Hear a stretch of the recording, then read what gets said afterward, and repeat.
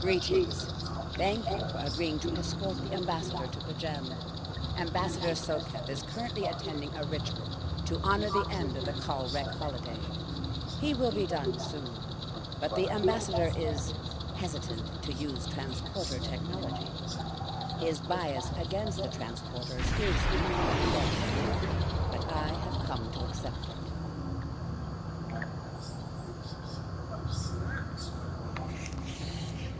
I believe that Soketh would be much more comfortable traveling by shuttlecraft. I have received clearance for you to land near the ambassador's location. I look forward to meeting you in person.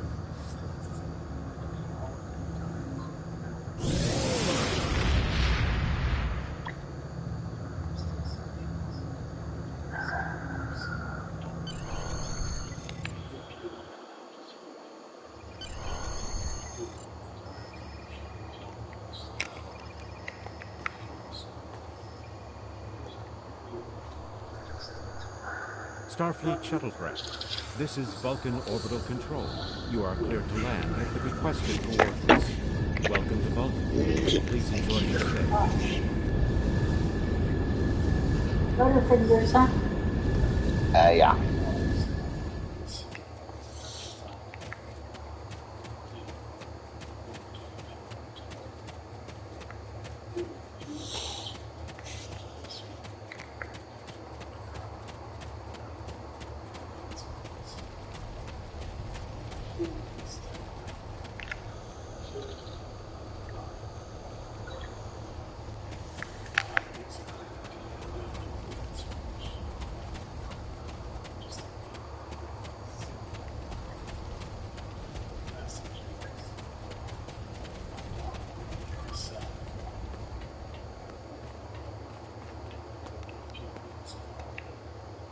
Captain, I regret to inform you that we have come to an impasse in completing your mission.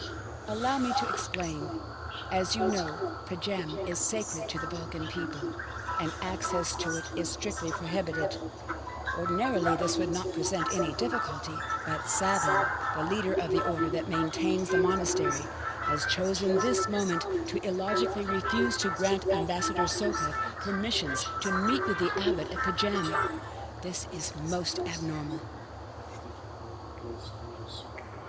The ambassador has considered going to the council to request that they overrule Savin, but the process will take time that he simply does not have. If the ambassador is unable to complete his journey to Pajem now, he will have to delay it until after the trade conference at Corridan is complete, and that could take weeks. The ambassador, I'm afraid, has spent too much time off-world. I have seen it change him. His interactions with other species have grown easier over the years, but our own people have become more challenging for him to deal with. Perhaps you could speak to Savin. I know he has a great deal of respect for Starfleet, and you might have an easier time than he has in convincing him to grant the ambassador's request.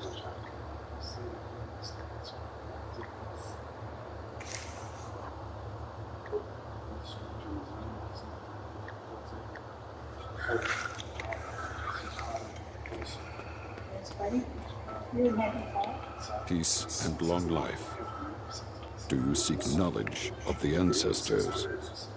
I will permit it if you will pledge to me, on your honor as a Starfleet officer, that you will protect Pajem from harm. Soketh says his reasons for wanting to speak to the abbot are private. I will accept that, but only if you are with him. I know I can trust Starfleet. Please, protect Pajem from any who would violate its sanctity. Oh boy.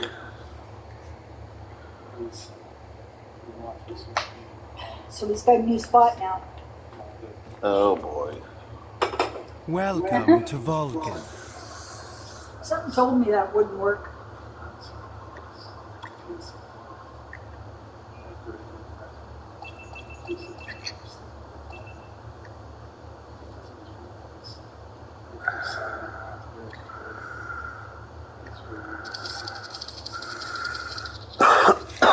Do you have any questions? Excellent. Our departure has been delayed long enough by the whims of one man. I am prepared for the journey and can leave immediately.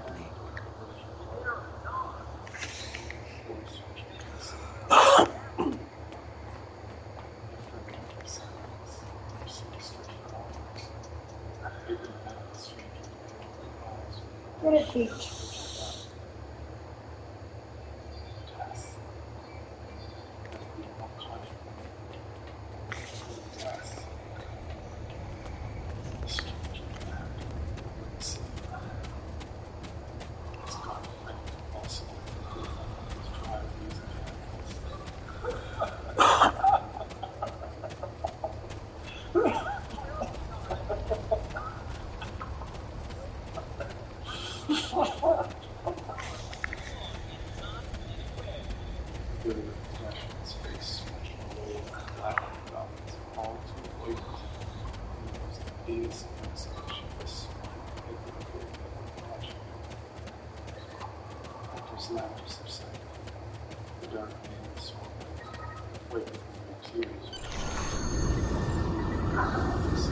Starfleet shuttlecraft, we have logged your flight trajectory, and you are cleared for departure. Live long and prosper.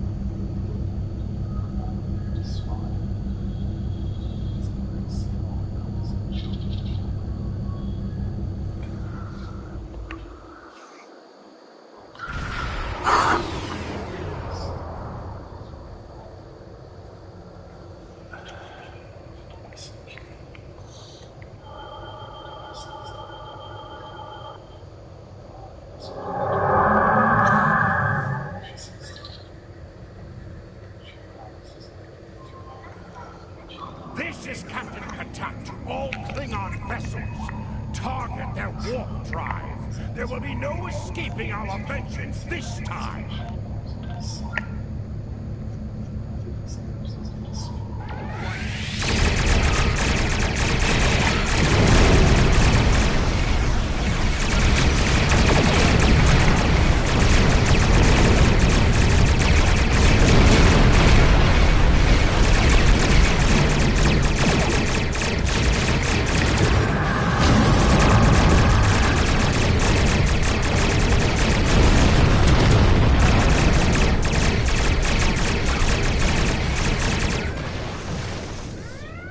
Cease your fire, Captain!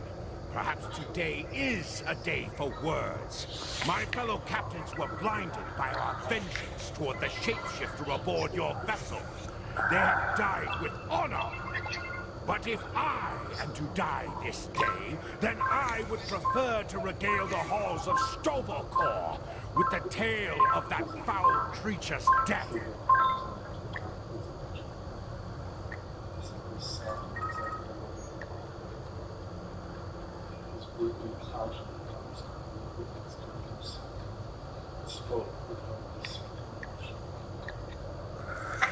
Ha! So even the mighty Federation has been fooled by the beast.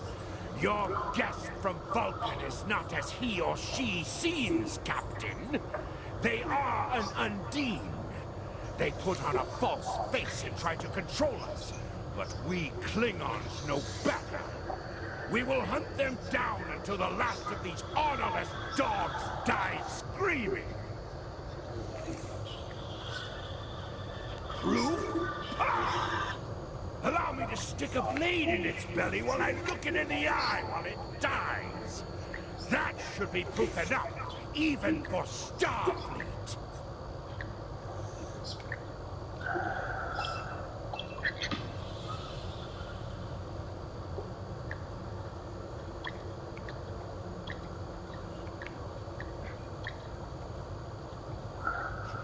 If you wish the honor of the kill yourself, then it is yours to have.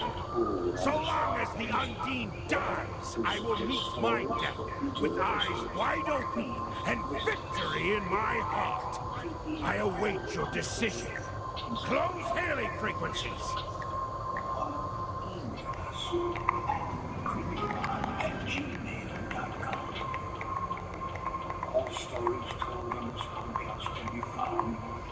My patience is growing thin, Captain.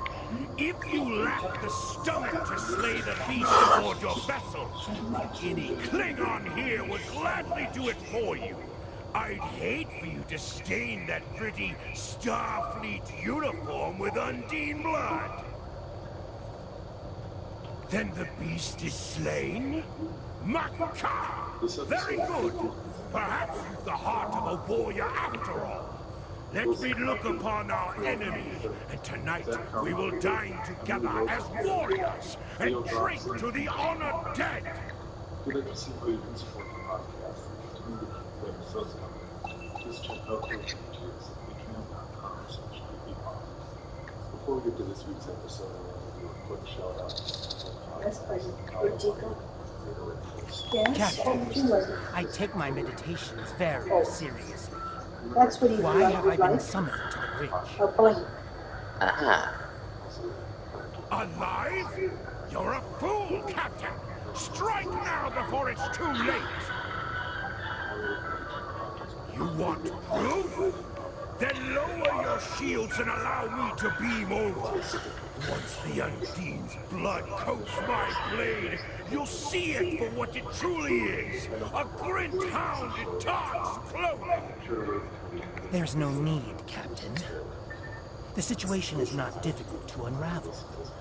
My concern lies in the logic of you entertaining this Klingon's meritless claim.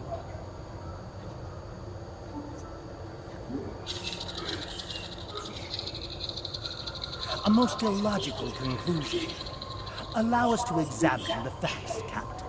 You have a crippled Klingon vessel, whose captain has made unsubstantiated claims that I am an Undine, a species that is known to both the Federation and the Klingon Empire as a considerable threat. Potentially, but only if a great many other factors were to be true. Is it not much more likely that the Klingons have, in the face of defeat, instead sought to exploit Starfleet's desire for peaceful resolutions to conflict in order to repair their vessel and renew their assault?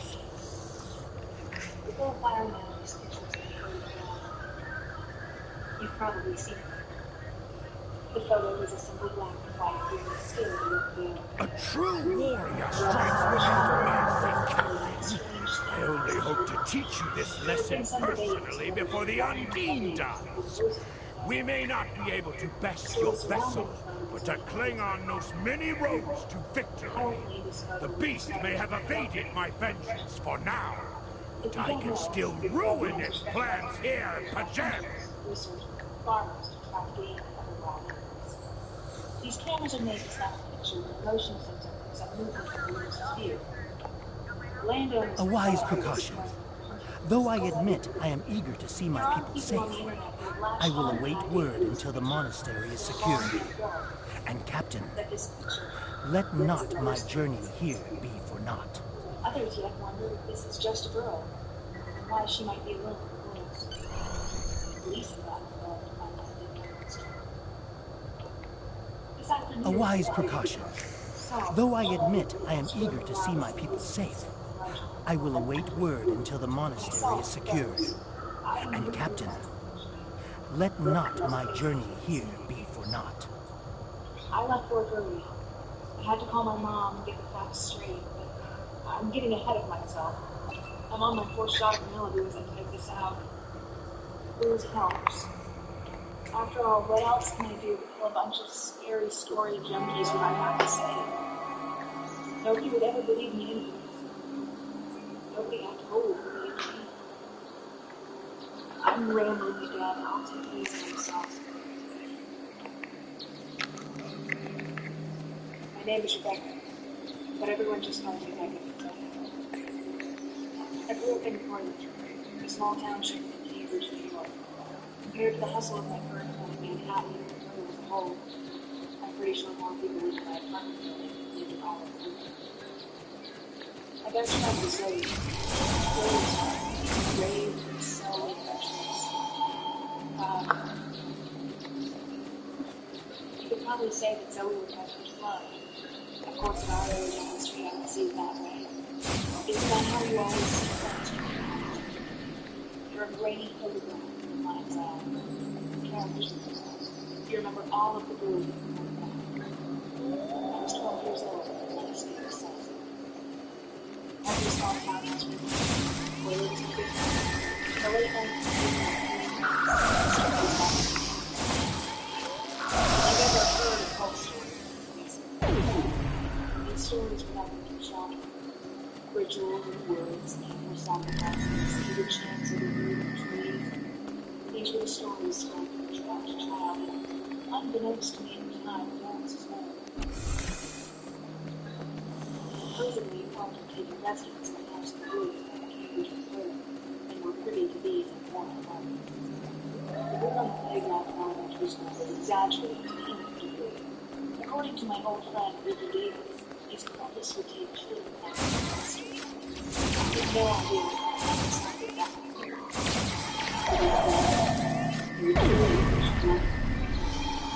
The worst news of all. I know this sounds silly, but you have to understand. This is what we felt by this supposed goodness. We were kids in the 80s in a small town. We had no internet. We were much more sheltered to the realities of the world than many Mexicans. I didn't even have a clue as to what was really happening. I'm jumping ahead again. Back to Zoe. I met Zoe about a week before we met. Her family had just moved from Manhattan to settle in a quiet community. The house they settled on ended up being right across the street from my house. Being the same age, Zoe and I became fast friends. We stayed over with each other in my first grade, I began sharing my dog. In the summer of '89, we were 12. It was the summer between 5th and 6th grade. Big year. We were headed to middle school. This year would be all about lockers and class schedules and puberty.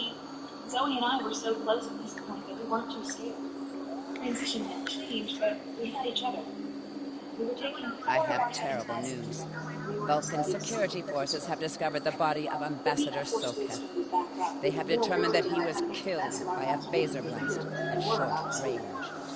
Of His course, as remains busy were and discovered in a stories were as stasis big as chamber ever. hidden in a cavern beneath the On the Friday ambassador's before school residence. was scheduled to start, The I ambassador went on around your ship, ripping it apart, the one that one by I have one. been I still working fast for, asleep. is an I remember imposter. watching her sleep. There was a time when You need to be very careful. This a part of me imposter wanted was to able to kiss her. fool Soketh's closest associates Just for me and the months. world. He is Zoe was crafty my best and friend. very patient. Looking back, Now that he has been discovered, he will be dangerous. is a as I lay there, tired downstairs. Zoe had a big family. 2 brothers, 2 sisters, and a dog. That, in addition to her dad, Zoe was seldom Such emotion on your face. I see now my deception has been exposed. Pity. Capturing the abbot so we could replace him as well would have been beneficial. But we are strong. We will prevail. You are weak, and the weak shall perish. Hey, about what we talked about yesterday, we don't have to. Like, nobody will care. And let that little dork Ricky get one over on us? No way, we're doing it. We got up and went downstairs and enjoyed the breakfast in the shop. Get our day started. Why would I do school? Now, a few weeks older than his familiar Tuesday himself, Ricky evolved into something of a class clown. He and his 4 friends would always claim to dare people to do stupid things. He wasn't a bad guy, just a little obnoxious. While we were slowly going to the nearby corner store, we were trying to get in the room. Ricky saw us all riding his bike. He lied to us. Hey, Did you guys hear? He asked us, slightly stressful. We found the house. Confused, so he asked, what house? The occult house, Ricky explained. Yesterday morning, while my house was really huge, it was falling apart. My dad was on business with the house to be alone, but it was totally cold house.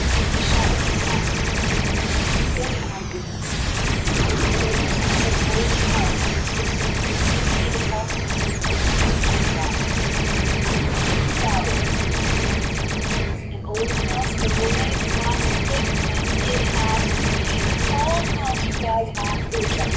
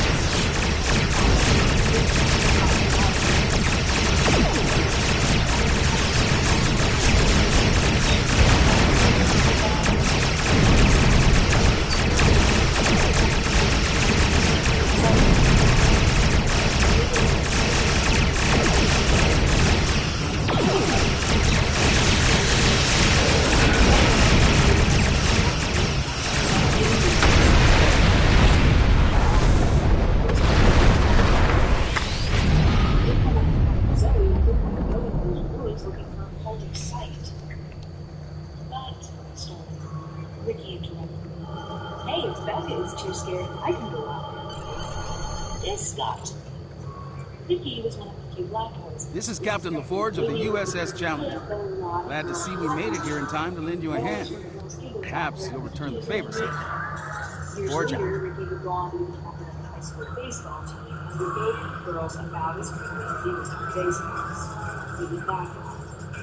I didn't realize why at the time, but I was not okay with Zoe being alone with Ricky and the boys. Now, I'm not sure. Zoe and I will go out there and we're going to feel like an idiot once this gets out. And then it was settled. That night I stayed at Zoe's. We were up late into the night looking at the map Ricky had eventually drawn us. The ambassador was an Undine? I'm afraid their infiltration of the Federation goes much deeper than we realized. Who knows what kind of havoc they could create? Local weathermen forecasted cloudy skies and cool temperatures for the weekend, much to the chagrin of Zoe's parents. After finishing our breakfast, we headed out to school just up the road from our house. According to Ricky's map, congratulations, Lieutenant Commander. After school, we stopped under the moonlight to be sure we had everything we needed. The moonlight was another local curiosity. Next to the school in the parking lot, there were huge lights. I've received a report there is a Bolian freighter that is overdue arriving at Earth space dock. It may need assistance. Brighter than the surrounding lights. Due to its blinding intensity, had been dubbed Moonlight by Blues. As we walked through the moonlight through the open field, You are now in sector space. Here ships travel at warp speed between systems. Combat does not take place in sector space. It's normal for people to be out working dogs, gardeners, mowing, etc. There was none of that. Nobody was around. No kids on the playground. No teachers going back and forth in their cars while preparing classrooms. Nothing. I suddenly felt alone. Quickened my pace to make sure I was side by side with Zoe. She made me feel safe. The woods in Puebla are pretty much the same as the woods in Europe. Lots of fallen trees, worn paths from decades of playing kids, To any ships in range, this is Dana Brott of the transport SS Azura. Please help! Warp core containment field down! Radiation flooding ship! Communications and life support failing! Cannot eject warp core! Need immediate evacuation and assistance! Please help us! I've been hunting with my dad and uncle a couple times. In my 11-year-old mind, I was pretty sure I knew the woods well enough to get some great hints.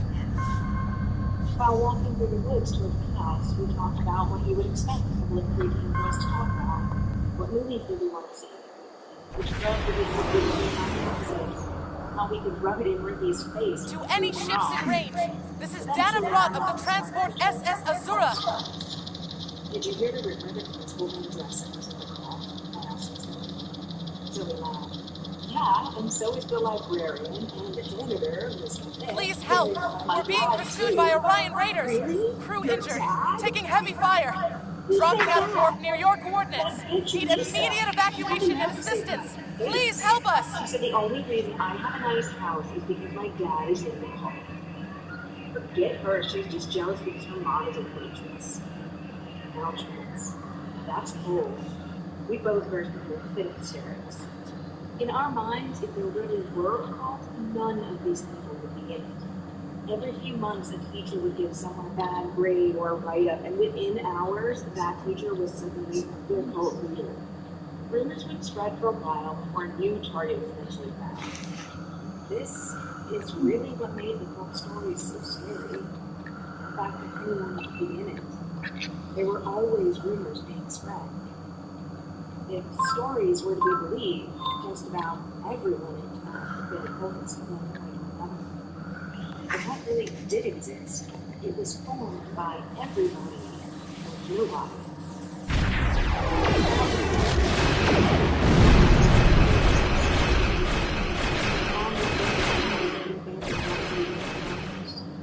I noticed how clean it was. Not just free of trash, free of typical tourist gears. It was as if the area had been through numerous times for fire. Twigs, sticks, leaves. Most of these things were just gone. What bitch? I was about to tell Zoe when, Jesus, he was telling the truth. It took me a moment before I realized that Zoe was talking.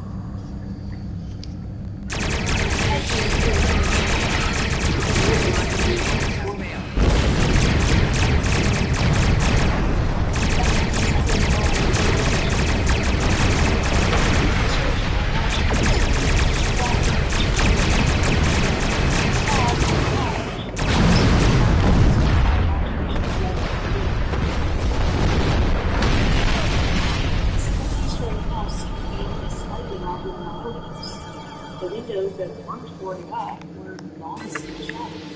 The color seemed to have once been pale blue, but much more complete as it was chipped away, revealing splintered wood.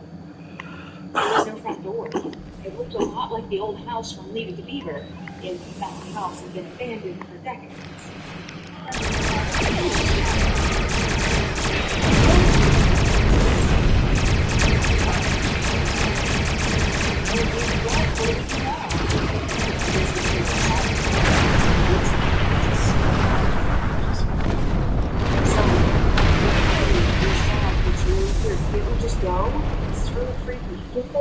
No way, we came this far. We at least need to find a souvenir to prove we did it. Maybe you're positive nobody is here, but I'm not. I could feel my heart beating. I couldn't explain why, but I was terrified. Every adult always told me that the stories of a cult house out in the woods were just stories. I was afraid that at any moment someone would jump off the wall and leave.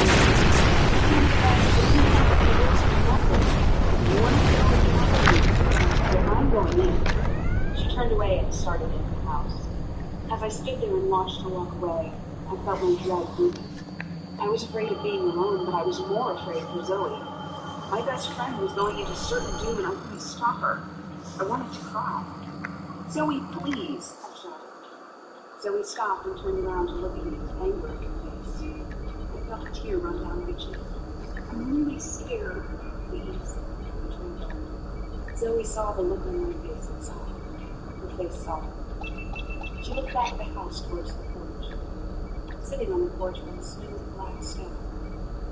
Hey, look at this, she says. She's into it before. Do you know what this is? No? Okay. Captain, I'm concerned about the radiation on the Azura. She might have some damage to the warp core, but our sensors can't pick up enough to determine exactly what you'll find over there. I'm sure I can send you and the away team to the ship safely, but getting you back might be a problem until the Azura's critical damage is repaired. Step on the transporter pad when you're ready to go, and be careful, sir. Faster than I thought possible, Zoe's hand darted down and found my own. She squeezed one. Just ahead of the house, we heard a heavy crunch in the brush. Through the thin tree line in front of the house, It's no surprise, people. a large, burly man with large Have arms. another prize. His tattered knee with neck cap and dark hair. He wore faded, muddy jeans, a red flannel shirt, and scraggly beard. His left hand balanced on his shoulder with his axe. I felt the color dripping from my face. Cultists. They were pink. That axe was the last thing I would ever see. I took my eyes off. I felt my hand clenching Zoe's. Her pounding heartbeat echoed into my palm. The woodcutter met our gaze and quickly tossed the axe into the dirt. Oh no, girls, the man said with his jaw flat. It's okay, I won't hurt you. I was just clearing some brush on collecting wood, that's all, really.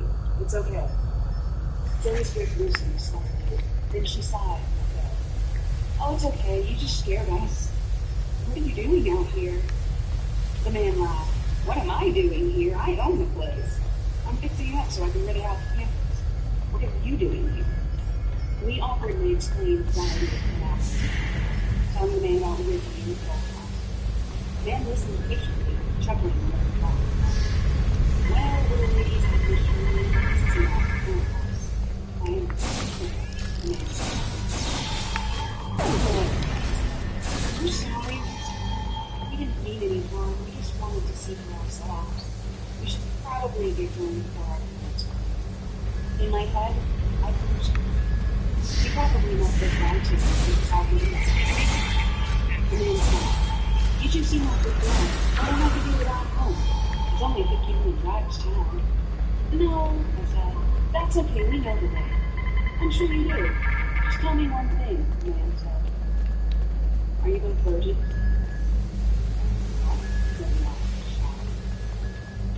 Virgin, the man repeated with a smile. Have you fucked anyone? I turned away from the man and looked at his head. Before I could respond, I was trying to clean my back of my head before the door opened.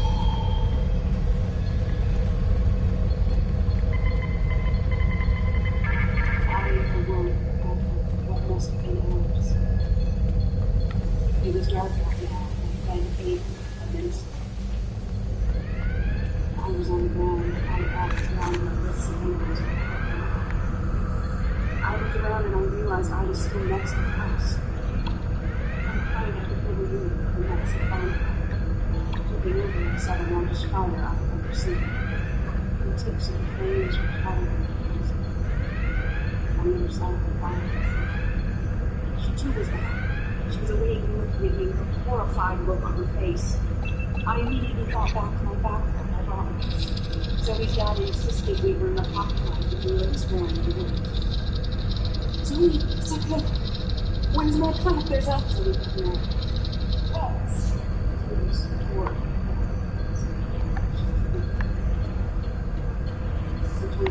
We hid an Orion ambush on our way to K7. We lost our weapons almost immediately, and then we took a direct hit near engineering. Our warp engine's magnetic antimatter containment field failed. We had no choice but to drop shields and use the power to try to stabilize the containment field. As soon as the shields were down, Orions boarded the ship. I'll never let those green pirates have the Azura. Please, take my crew to safety. I'll keep trying to stabilize the warp core. If I'm lucky, I can buy you some time. I've been requested to just masks and no red dots. I won't say that this is that mask was my hand. The robes they wore for their creatures. Some were small, others short. Some were heavier than others. Several even wore the unmistakable clothes of winter. I have no idea what to expect. one who could wedding our sister. Brothers and sisters of the night, our time is now. He spoke. He was tall but not promised free, even under his brilliant veil of sleep. We, the knights who have promised ourselves to the mighty king of darkness, have come to make an offering to our Lord. Hail Deimos, said the last king. I started sobbing, uncontrolled. He took me completely. Behind me, I heard Zoe pleading for them to stop. She kept saying she was sorry and that we wouldn't tell anyone. I couldn't muster the words to agree or disagree. I was lost in my own horror.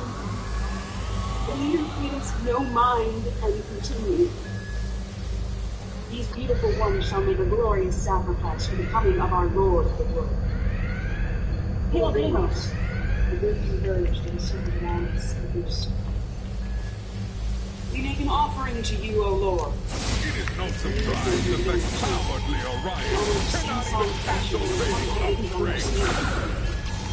Decimus Domine Dominus Nostrum Tenebris, et suscipere benedictionem in comfort die reverences humae, vobis tamen sanctuaris sacra, abitus ingenuus Dei Natana. This continued, again and again, for minutes. For days, I was lost. For them took me. I almost couldn't have been drunk. Swam, baby. When chanting eventually released, the group cried out one final time in unison. Hail Deimos! With everything that had happened thus far, this was the most horrifying event of mine or anyone's life. I lay there, listening to the camp, knowing I was going to die.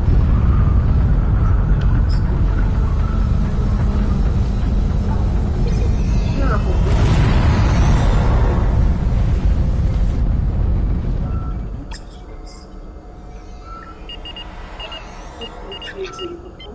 Were ready for us. It's a little on the warmer side outside today. A little bit? A little bit. Not bad though. I'm not going to sit here and spell it out for you. Needless to say, every one of them was using us. We had some dumb teenagers on the bus. Wheelchair was at the doohickey to scan their bus pass. Do you think they would move so the wheelchair could come on? It took one lady 3 times to get it through their heads. They had to move back because a wheelchair was going to be there. Oh boy. It took 3 times. Wait. They just stood there staring off in their own little world. We are taking this ship to the crew and her cargo. I struggled with something, but I had nothing left in me to fight with. I was I leaned forward and sipped the vile black liquor. I tasted like rotten eggs and fire. The liquid burned me from the inside. Off in their own little Pain world. was maddening, worse than anything I had ever felt. I was dying. I knew it. A wheelchair is got to go there. They got to move back.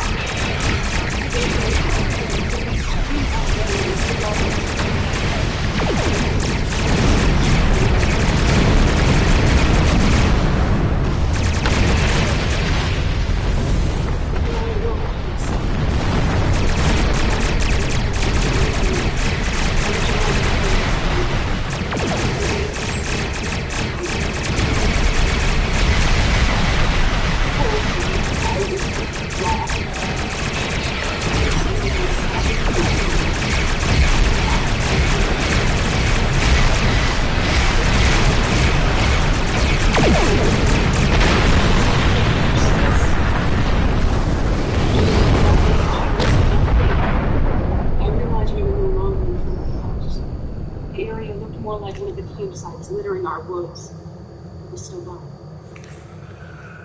Sorry. I started, but I had nothing to say. I realized how cold it was. I slowly stood, completely sore, and locked over to Zoe and put her arms around her. She finally seemed to realize I was there. This day I had never heard or felt such Many thanks. If it hadn't been for you and your crew, I would have lost my ship and my life. I'm in your debt. I'm setting a course to Earth's space dock for repairs.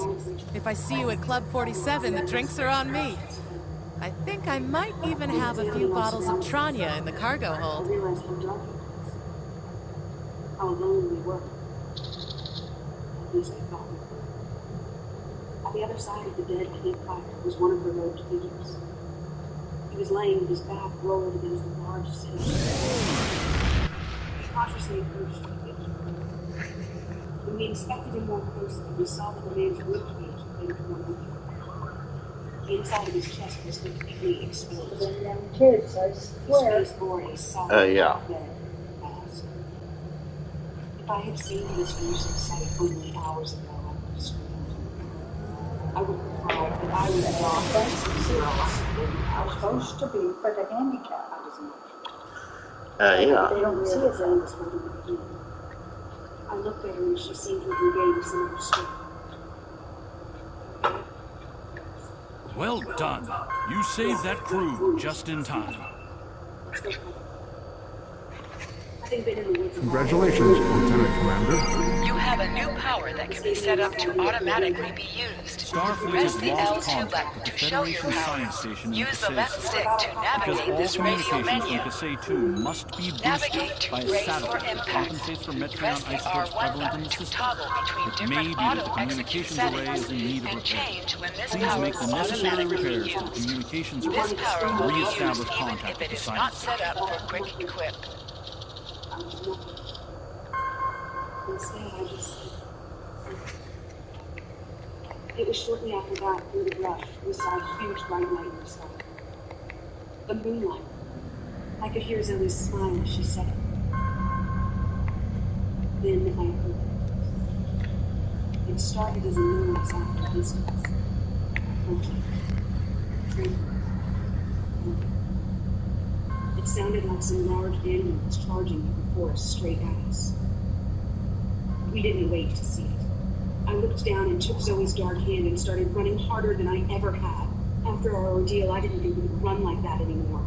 We charged recklessly through the brush, but despite our haste, the stomping behind us grew louder. The pounding was now accompanied by a monstrous roar, a roar which would send beasts of any kind fleeing in terror. The moonlight grew brighter. I could see the edge of the tree line and feel the heat of hot breath against my neck. The rancid air smelled of rotting eggs and fire. I burst forth from the woods like a swimmer out of water, gasping for air. I kept charging forward, and with every ounce of my strength before collapsing under the gorgeous majesty of the moonlight.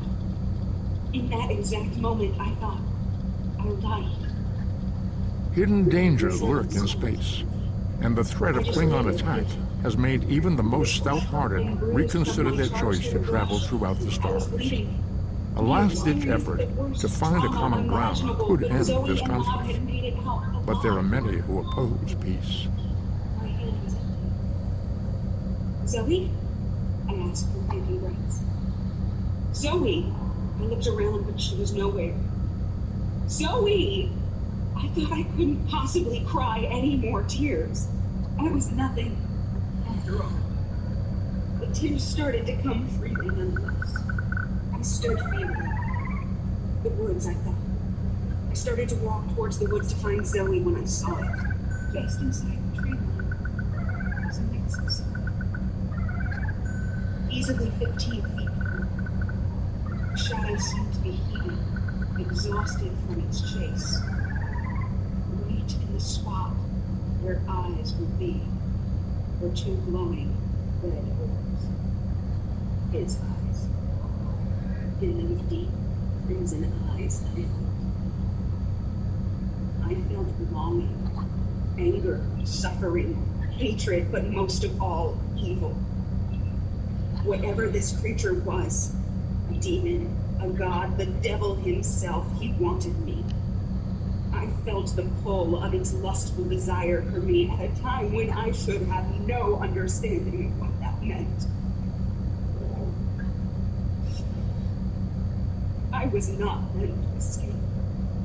I stared for about a minute, cursing whatever it was that stood in front of me, hating it. However, faced with this evil from the depths of hell, I was filled with even more terror than fury. Suddenly, the entire tree line flashed red, then blue, then red again. I heard a car pull up and scream to a halt behind me. I turned to see a policeman. I looked back at the tree below, the shadows. Zoe and I had been gone for 3 days. In that time, the towns of Koila and Cambridge had been completely unturned. Police from neighboring cities had volunteered to come and help find 2 missing girls. After I was found, I was taken immediately to the hospital. I was questioned by police, my parents, detectives, Zoe's parents, and the police. I told them everything. I didn't have the scoop. Nikki, the house, the tax, Mississippi, the beast. It wasn't until 2 pieces of evidence were discovered that my story gained some tiny shred of credibility. First, my rape kit came back positive. Second, a mutilated, dead body was discovered at the campsite. His identity was known. They never found him. It was eventually determined by the police that group of cultists had kidnapped and raped 2 innocent girls. The group then killed their leader, left 1 girl for dead, then stole away with the other. They told me that I never saw Zoe after our son, and I certainly never saw a beast. It was all made up. For a long time, that was the story I believed. With my shattered mind, I created a horrible story.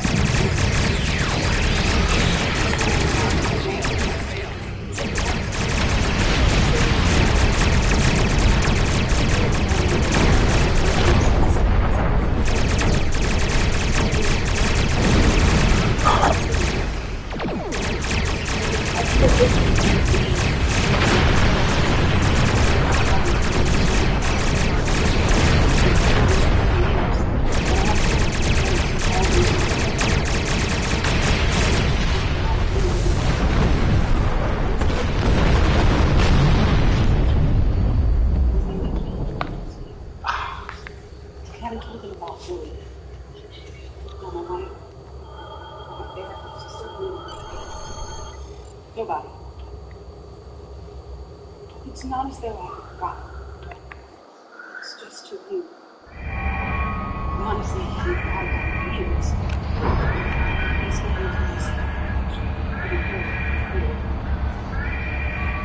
I can only guess from here. The Gorn. They just stormed in and started shooting. We were gone for 3 days and haven't during that last time. Why would Zoe's child have suffered during that trip? What Zoe's school was taught in courts, waiting for her. What Zoe's still alive? I wish I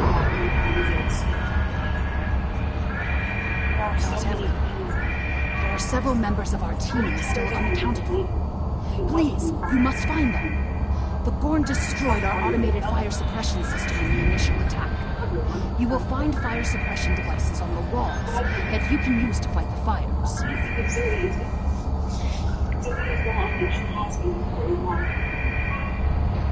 Coming with you, Captain.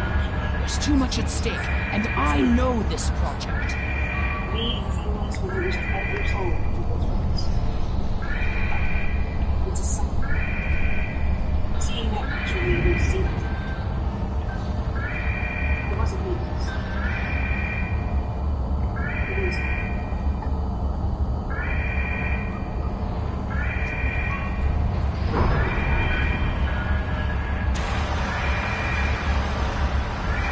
Klingon invasion was a blow to Gorn self-determination.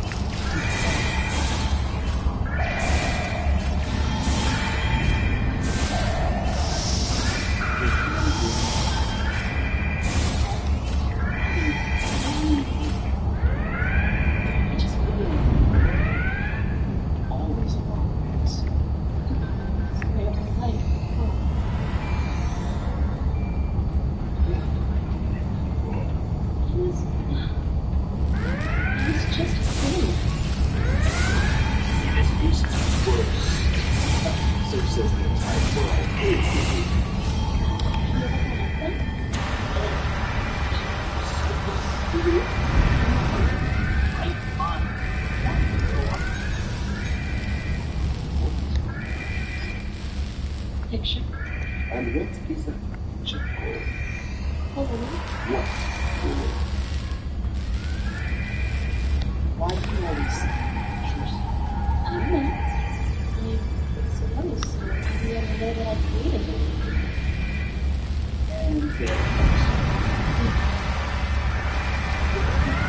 These kinds of frames are the Gorn's attempt to reclaim their identity through their history. For more information, including pictures, videos, knowledge tools on this podcast, we suggest stories for you to understand.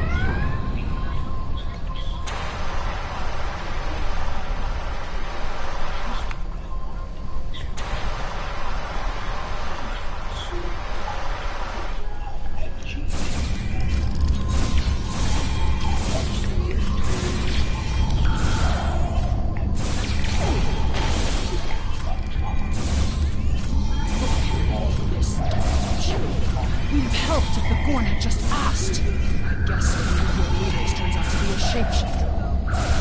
Damn, it gives me a sense of trust.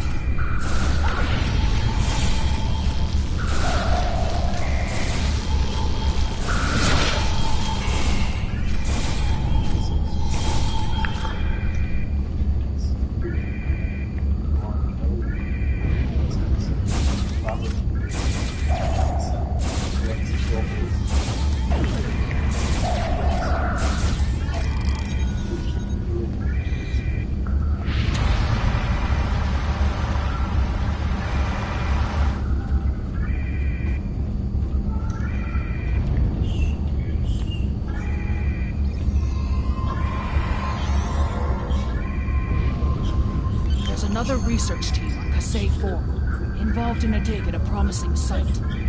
Given what the Gorn have done here, I'd imagine that team is in trouble. Captain, we have to check on them. If the Gorn have taken over the dig site, the researchers could be captives. Or worse.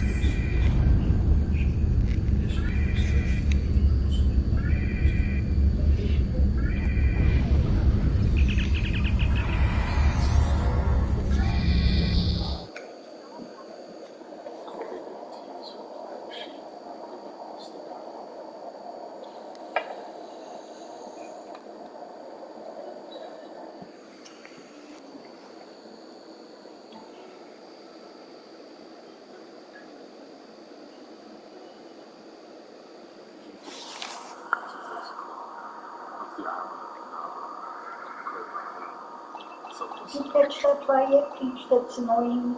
A34, solo trip on the surface. Probably not.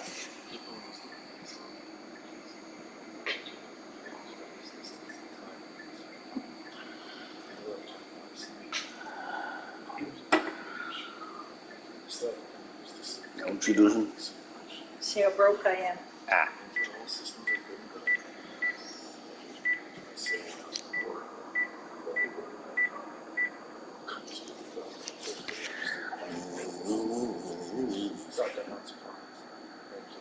Okay.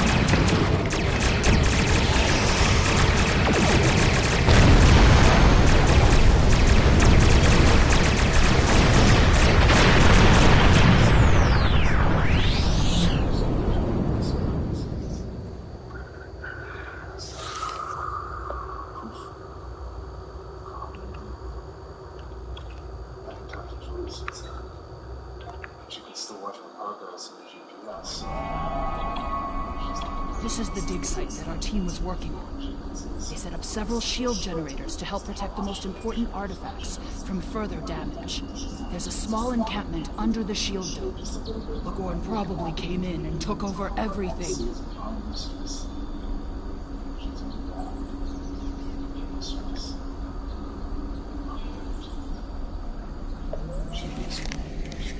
If we disable the shield...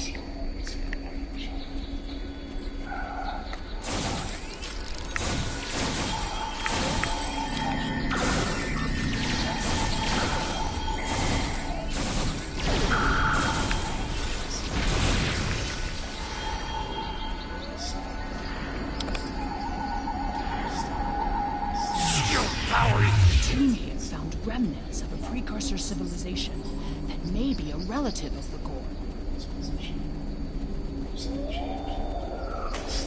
Our understanding of Gorn evolution is woefully inadequate.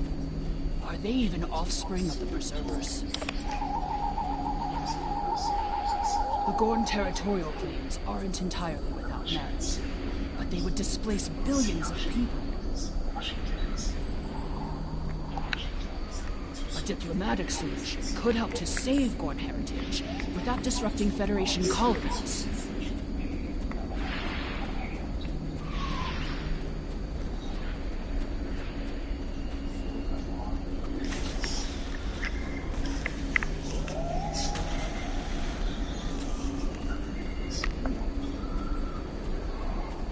There's Peach. Kitchen and pies. Candy Ranch, that's it. Guess that's my answer. Yeah. In other words, nope.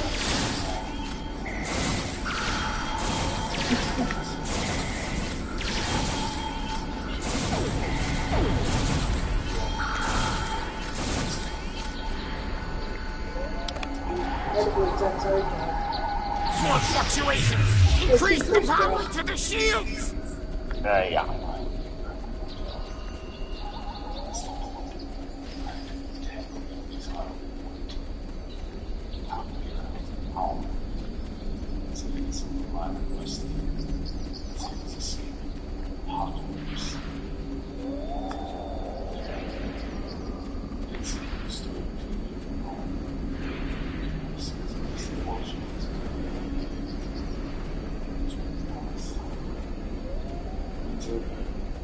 Yes, we're used to that. System.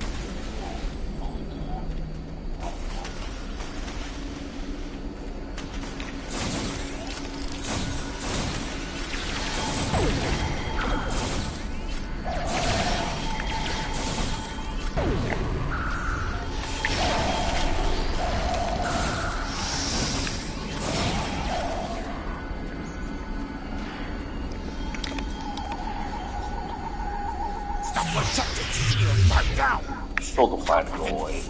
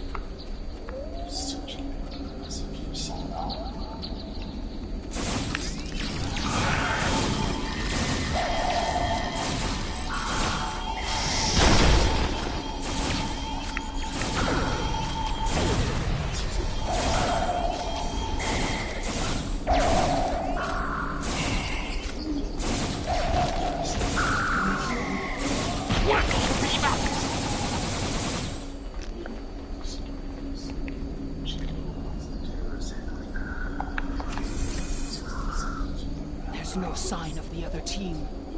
The Gorn must be holding them captive elsewhere.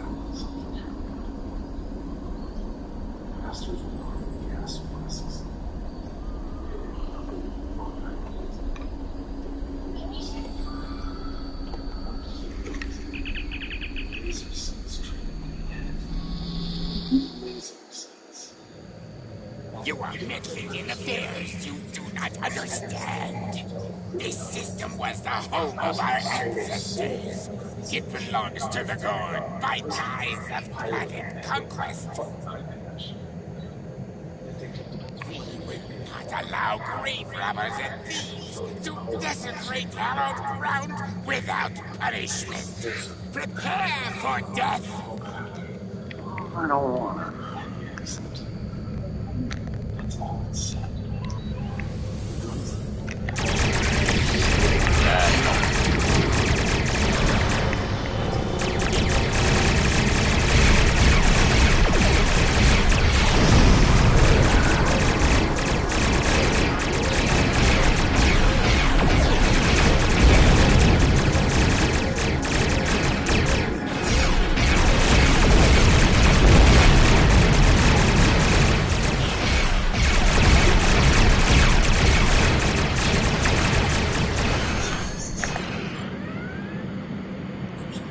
They wanted to.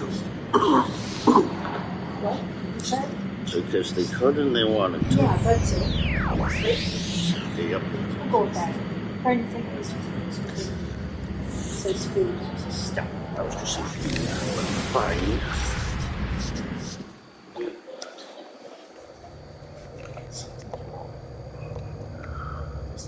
If the archaeological sites in the Kasei system really are from a Proto-Gorn culture, we will have to weigh carefully the knowledge we gain versus what the Gorn claim to be their own history. The Federation Science Council has a lot to consider. For now, though, I'm glad the researchers are safe. Good work. Congratulations, Lieutenant Commander.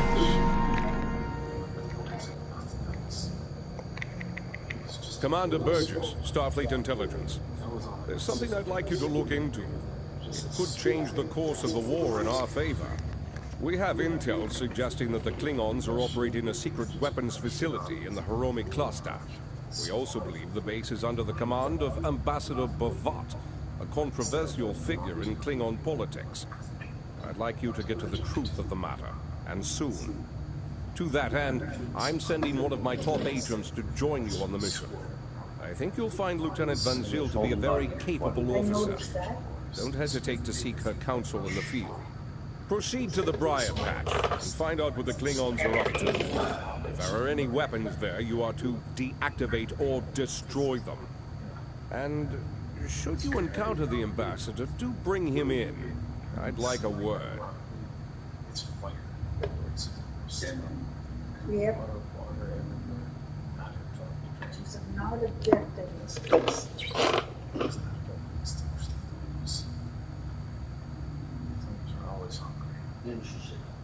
Oh, okay.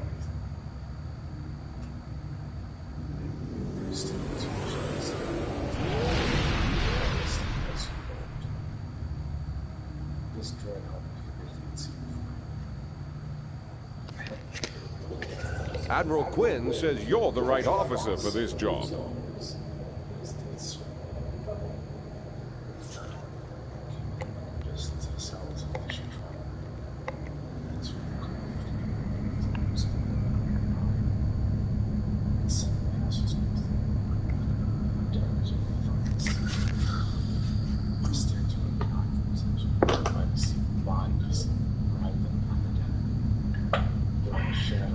Bracky?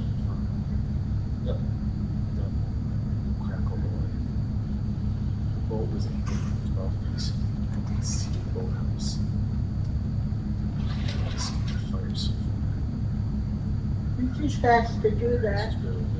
Bring more flies in.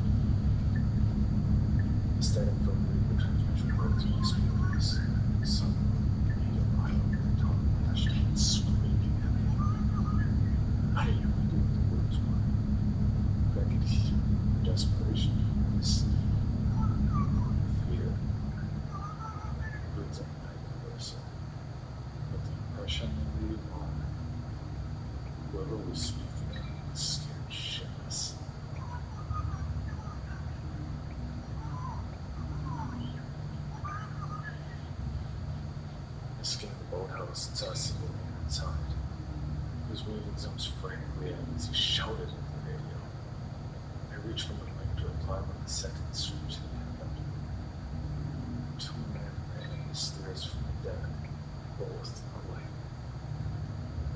Shoot up on the backs and arms. Like two stuntmen out of a Hollywood movie. They charged at the door of the boathouse and started being furious. The voice on the radio started with tones, shouting and striking incomprehensible phrases that sent chills through my body. Go away, flies. He was praying. Get life. Praying to Get life. asking me to save him. But I just stared. Once again, watching two fleeing men break down the door and burst into the boathouse. The radio stopped. Static like the silence on the phone. I watched in horror as the two fleeing men jumped atop the ceiling and all three rubber feet dropped on the floor. The tips of the licking flames could be seen through the windows. I dropped it in my clothes and shook my head fiercely. It seemed like a dream now. The whole thing. I think I cursed loudly. Maybe it was silent. Maybe in my head. But the next thing I remember is spinning the wheel holding my tight as my bow whipped around. I hauled ass away from my burning boat. I only allowed myself to look back once. At that point, it was only my lips spoke again. An hour later, I was lost on the sea.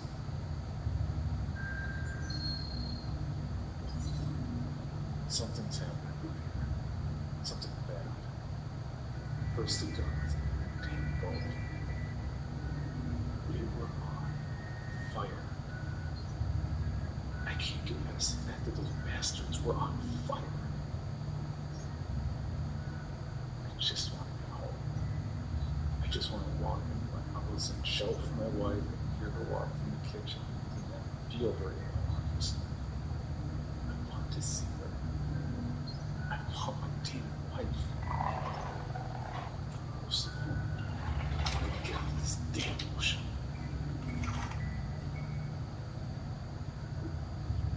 July 12th, 2012. Location unknown. And that much report since I started going.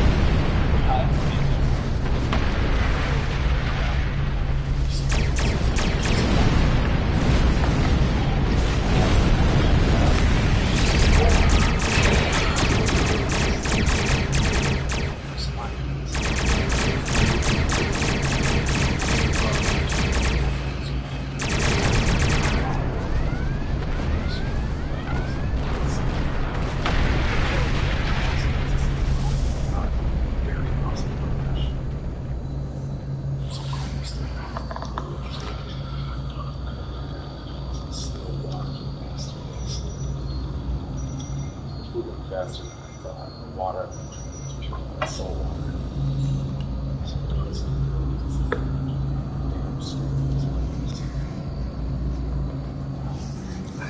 I see the coast. This morning, I said coast. That's right. I must never be safe. I'm saying out. I'll leave my last kid with this. I'll forego your responsibility. I understand. I'll walk into the house and milk. I'll give them one. I'll take every other moving over.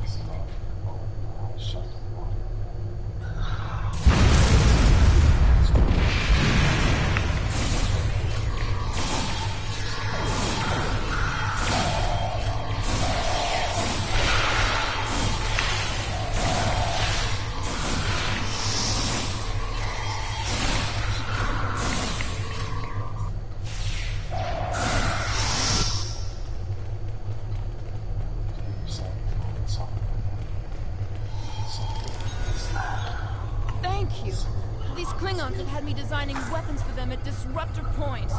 The scientists who finished their research are taken away. We're the only two left.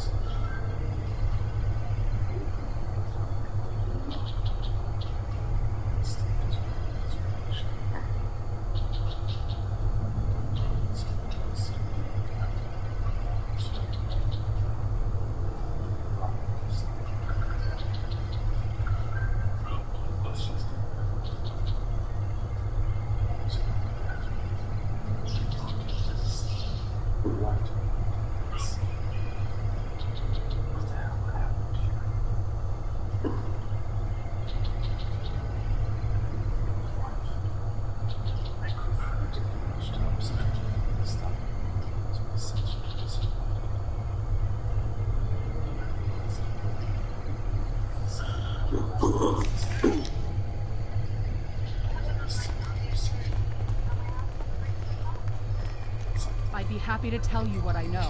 The Klingons are planning something big. They have been forcing us to design weapons. They want improved disruptors and torpedoes for their ships. But some of their demands have been very specific.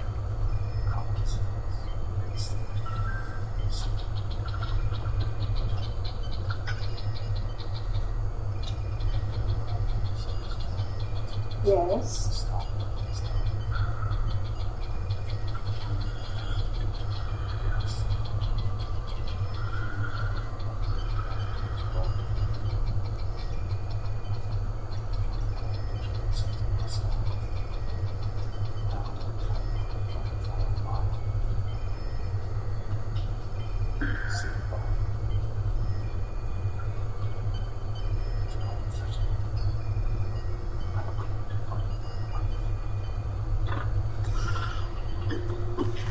They want a weapon that can punch through solid neutronium, which is impossible. And they keep talking about torpedoes, with payloads big enough to destroy a small planet.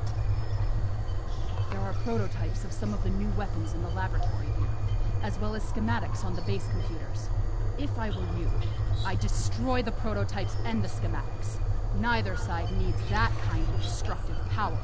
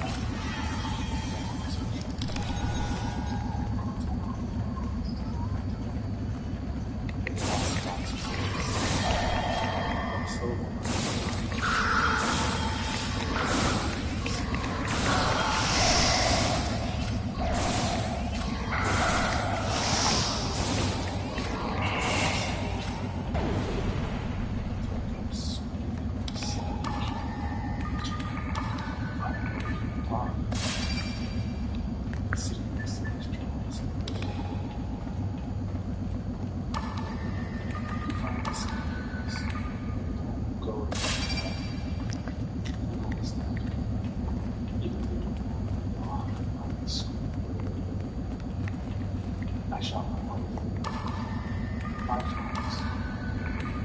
Didn't stop until I shot it out. Sense of it's raining.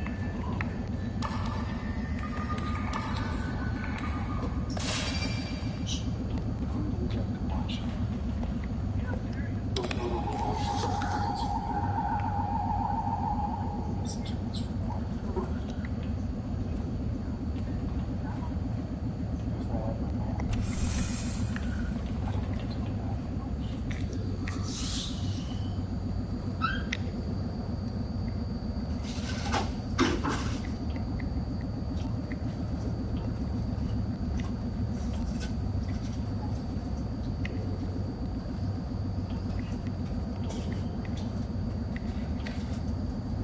For more information, including pictures and videos of the stories told on this podcast, we suggest stories for future episodes. Visit us. Drops and hash browns, okay? Okay, fine.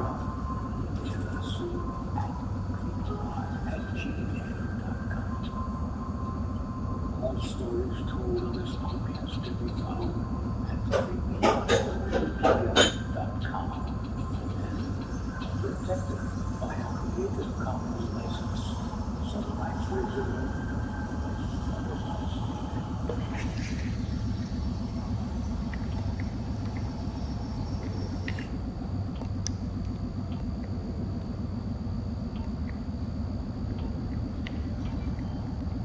With Rogers Wireless Home Internet, you can get a fast connection, whether home is just outside the city and a small town a bit further out. A nice spot in the country. Paradise on the lake. Or here. City to country, get a fast internet connection with Rogers. Get school ready with wireless home internet starting at $59.99 a month. That's 400 there are savings for a year. Big, local network with TV or tablet.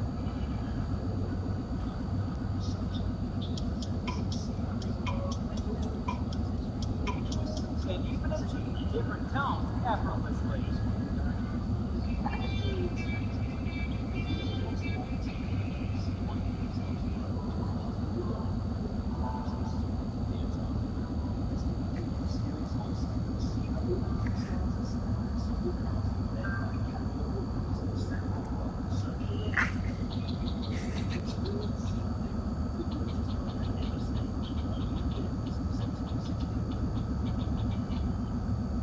This episode could prove impossible thanks to patrons like Dave, Soda, Richard Burgess, Bill Keith and Paul, Dustin Lee, Eric Long, Jen Sky, and John. Thank you so much for your continued support of this podcast. If you'd like to see how you can support the podcast, please check out the awards tiers at patreon.com/podcast.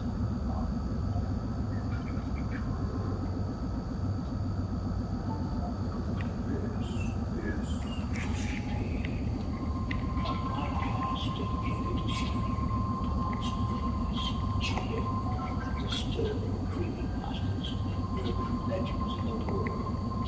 Living stories truly have you on simply fabrications is for people to decide. These stories may contain graphic depictions of violence or explicit language. Listener discretion is advised.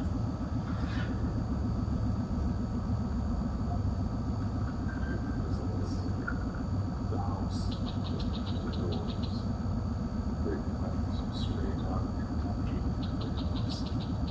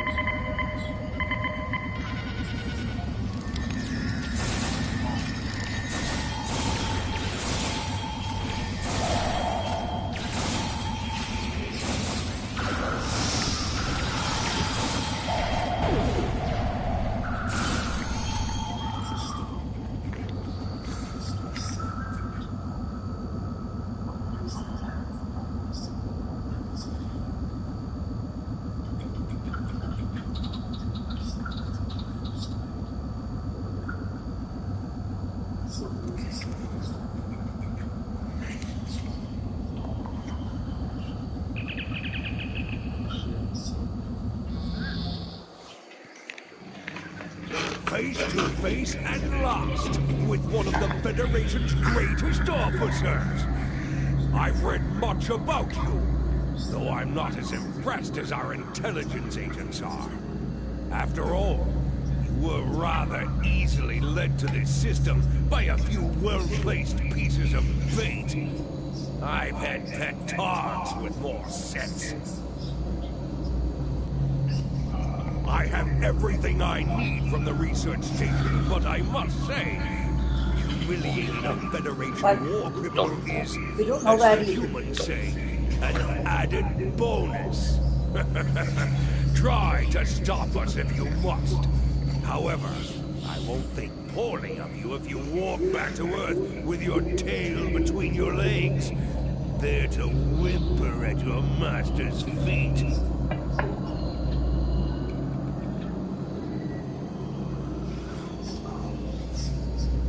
You have lost this day. Victory is mine, and mine alone. Kapla!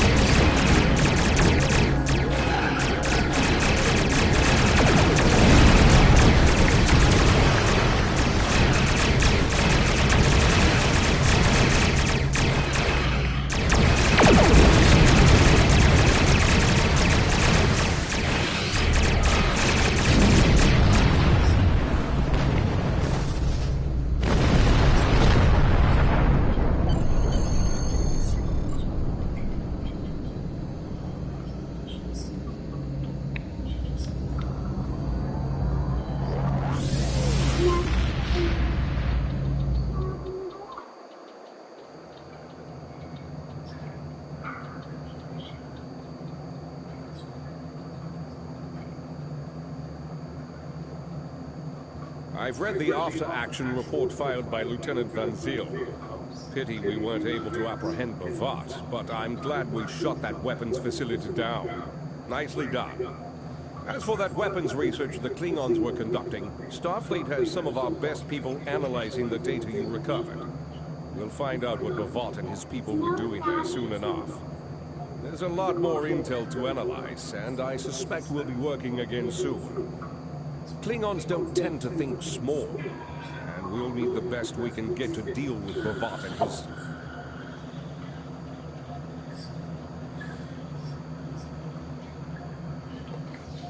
Congratulations, You're the right Commander. officer for this job.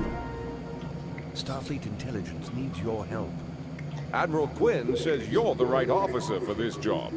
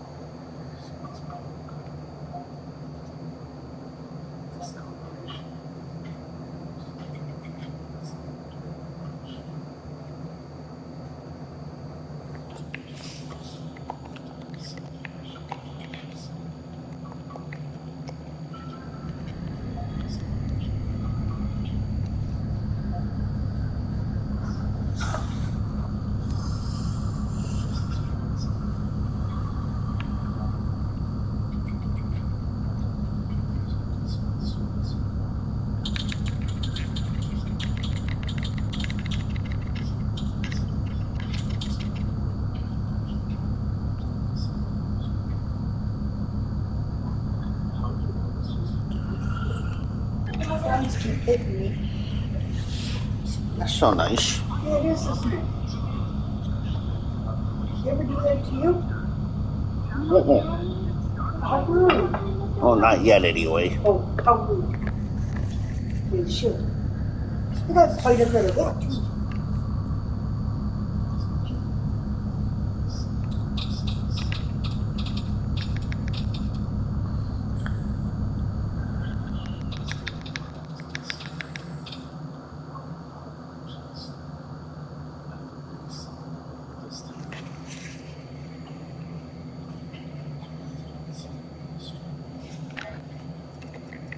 Your inventory has a replicator that allows you to buy and sell items.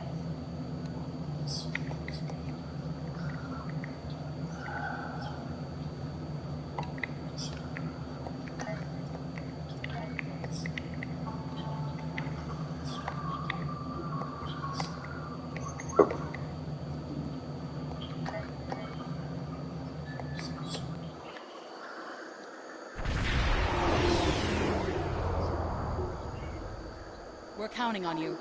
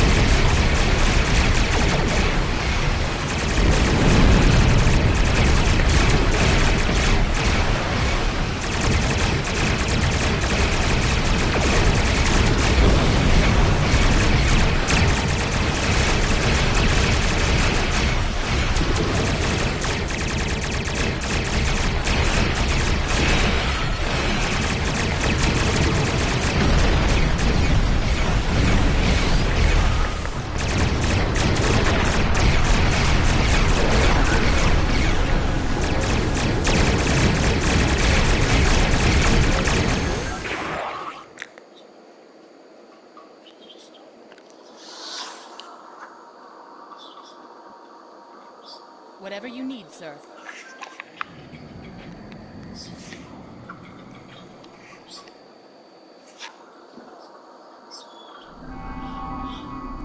How can I help you?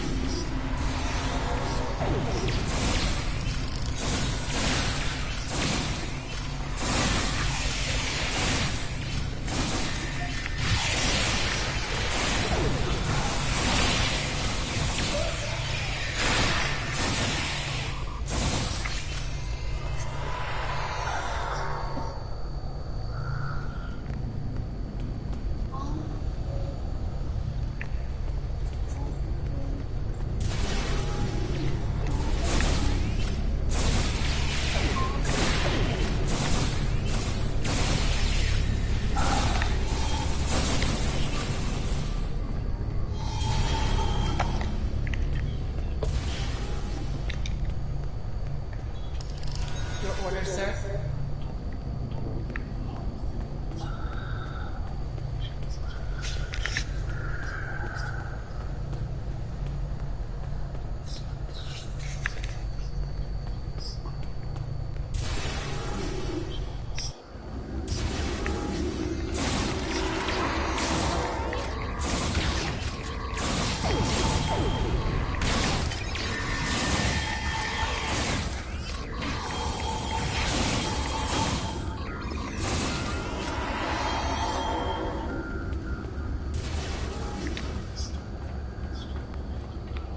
Whatever you need, sir.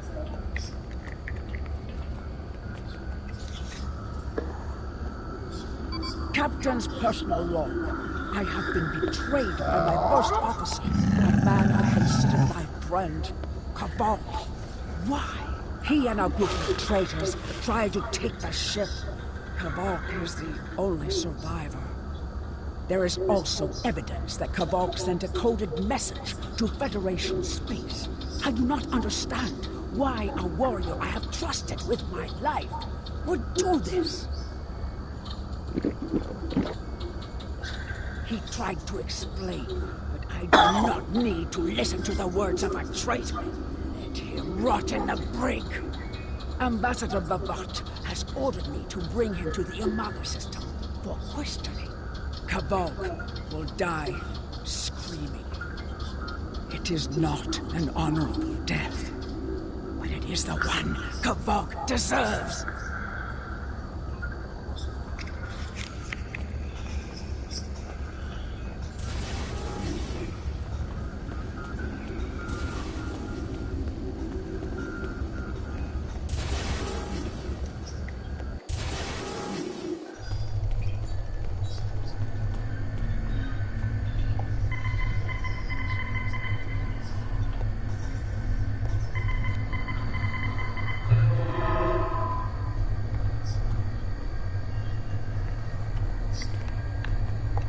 You are my enemy, but today you are my only hope.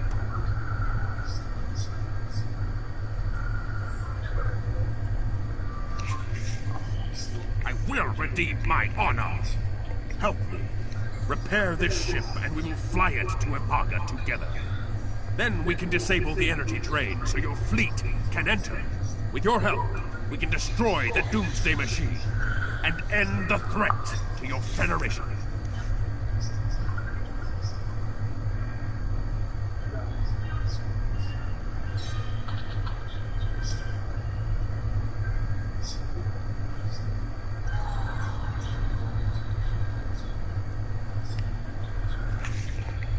How can I help you?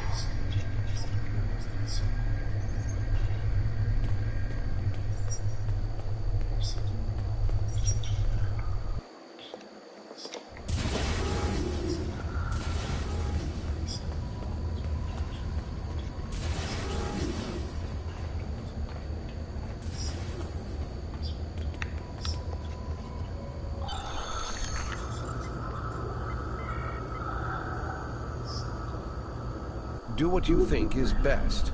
It's risky, but Kavok may be our best chance to stop Bavat and this planet killer. I'm notifying all available ships to change course for Imaga. Once the energy drain is taken care of, they'll move in to support you.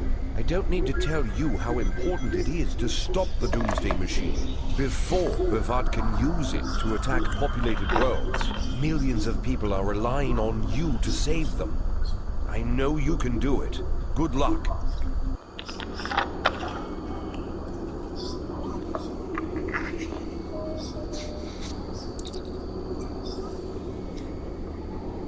Yes, Captain. Understood. I'll join you shortly.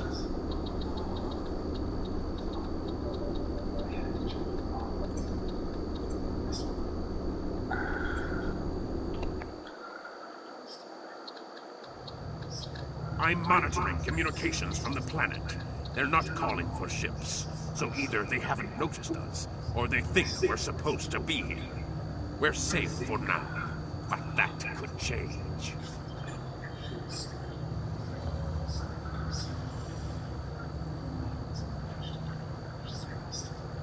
We need to scan one of the generators maintaining the energy drain to get all the information I need to finish a new command program. Be careful. Bavat trusts no one, not even his own men. He may have defenses in this system even I don't know about.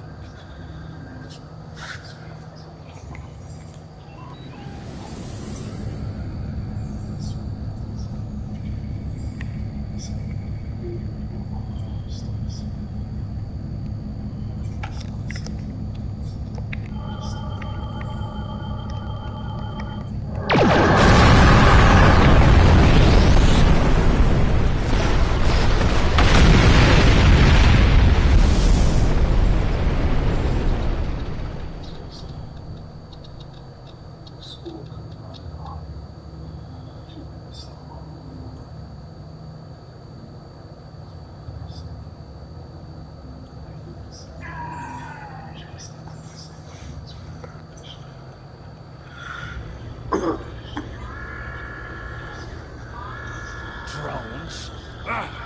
Bavat must have upgraded the security. Scanning the generators now.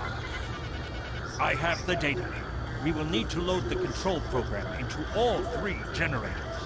After that, we can change the command codes from a terminal on the planet's surface.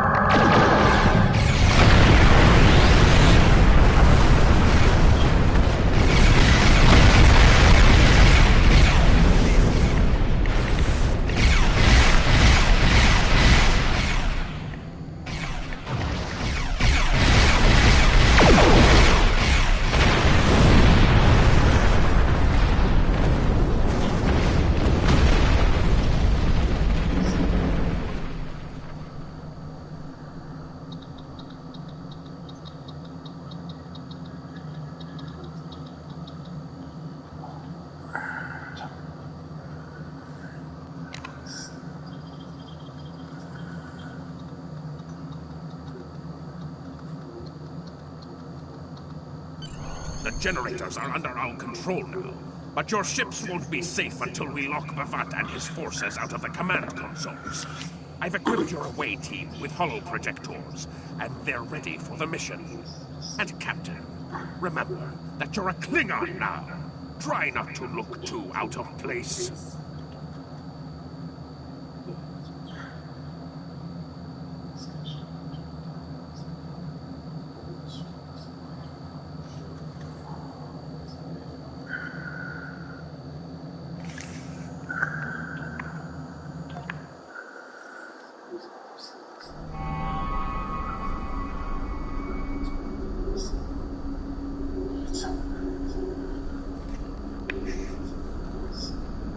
The objective here is simple. Find a control console and change the command codes. Then Bavat won't be able to stop us from shutting down the energy drain. There are 2 consoles. The Alpha console is staffed by an officer who might be willing to negotiate. The Beta console, let's just say that Commander Top prefers fighter to top. The soldiers here shouldn't challenge you. But be careful of the Targs. The holo-emitters won't fool them. I have another task to complete. Meet me back here when you are done with the command codes.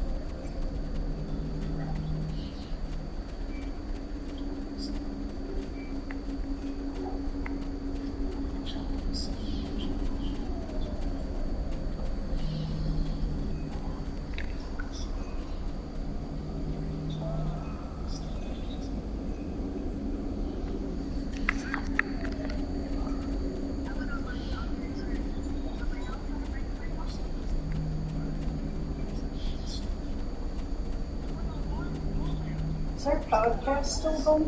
Yeah. Oh. I can't really hear this. That's why I wonder.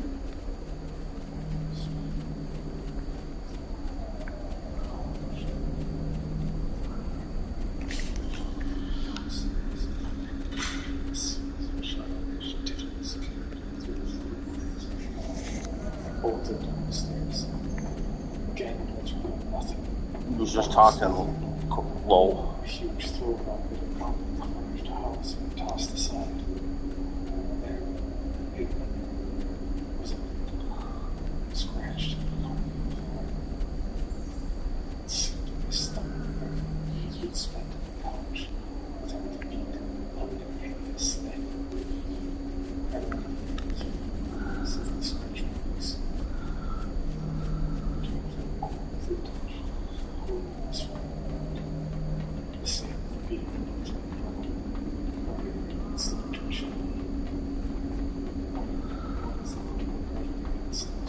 Captain, I've been monitoring your progress from the ship. You are very close to one of the control consoles. There are Klingons where you need to go. You will either need to convince them to leave their post, or find other means of getting access.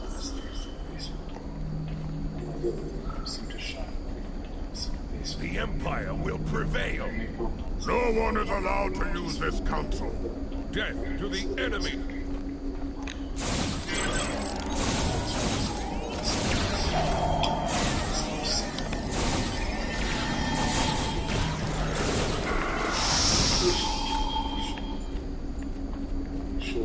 Good stuff, nothing? No? Okay. What do you PP for? That's why. Mission was successful. If it's not any good, why do you PP? Mine was as well. I have smashed the device that Bavata used to control his doomsday machine. The planet killer is now as dangerous to him and his ships as it is to anyone else. You know your mouth. You cannot control the storm, Captain. If you try, it will consume you.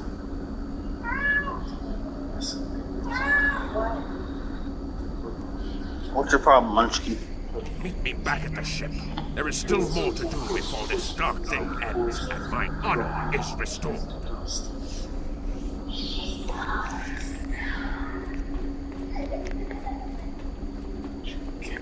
Twisting beneath my grasp, vanishing into the dark. Dark space in the opposite filled with the light around and dusty floor. 2 pairs, 3 pairs. Out of your way. What? What do you want? Kick in the butt? You want a kick in the butt? Hmm? Do you? Hey, Munchkin. This week,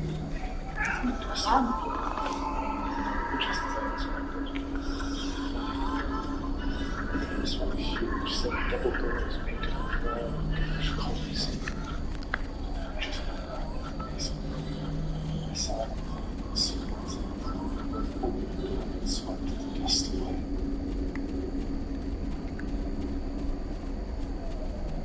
We had to know. There was something dark in the house. Something horrible, unnatural about those strange painted doors. I sprinted up the stairs, grabbed some clothes. I told them as I passed her. I stopped to see if there was a shred of understanding in her eyes. She turned and followed me silently upstairs. I shook Sylvia away roughly. For an instant. You! You stumbled into my trap in the briar patch like a blind Grisnar cat. And here you are again, luring Starfleet ships to my testing grounds. The Doomsday Machine will destroy them. It will create glorious, endless war and strife. And it is all possible because of you. No! I will not allow you to dishonor the Empire with your thirst for blood! We face our enemies as warriors, Bovat. We do not massacre innocents with machines of death. There are no innocents. There are only the strong and the weak. Are you strong enough to fight your own weapon? I have destroyed the device controlling the planet killer. No one is safe. This isn't over. Warriors, attack! Joel, Ichu! Mistress said. So you came to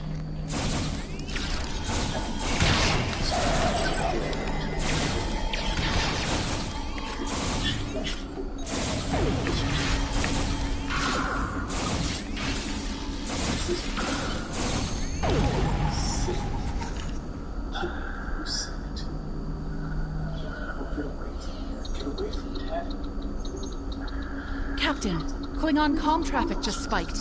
Bavat's forces have lost control of the Doomsday Machine, and they are scrambling all available ships to try to stop it. I've been in contact with Commander Burgess. Now that the energy drain won't affect our ships, the Starfleet task force is inbound. We need to get back into space as soon as possible.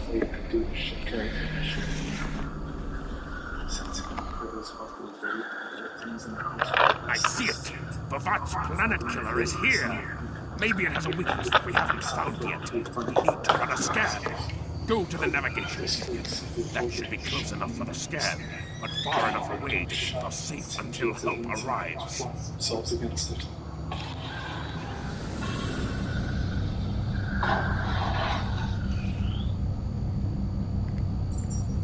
Unsuccessful. The house grew silent. Sylvia stared at the door. I shook my head, stepping off the bed. I just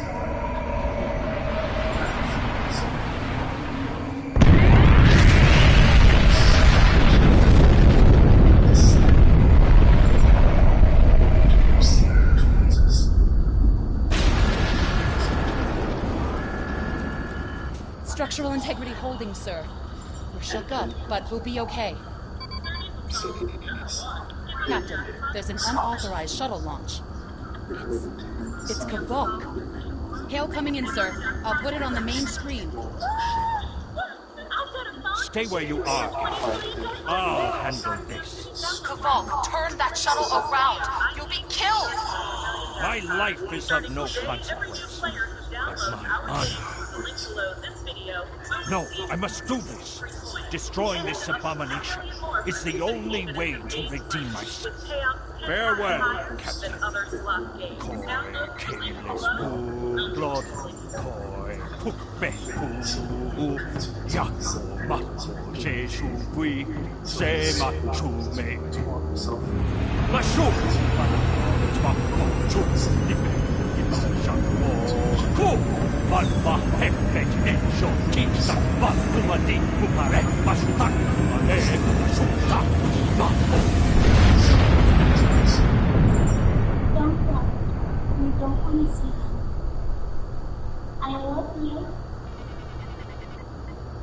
I'm reading significant damage to the Doomsday Machine, sir.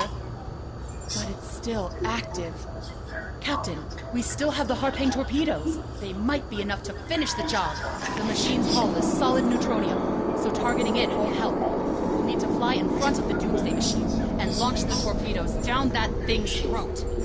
The fleet will be here to help distract it, but we need to be careful. If we're in front of it when it fires its anti-proton beam, we won't fare any better than that moon did.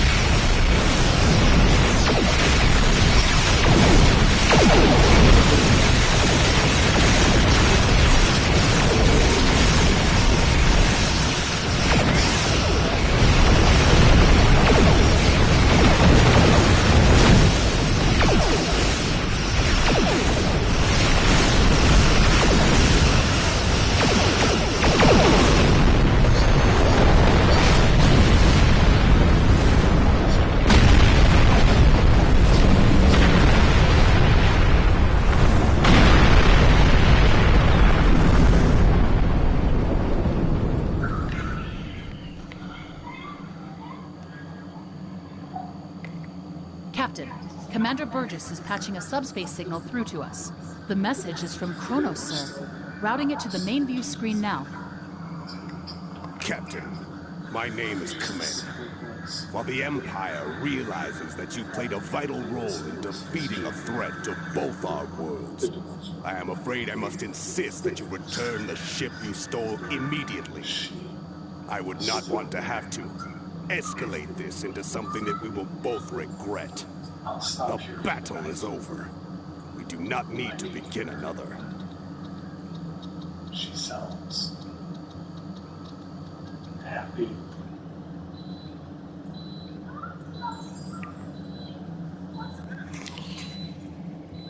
It might be best to do what he asks, Captain.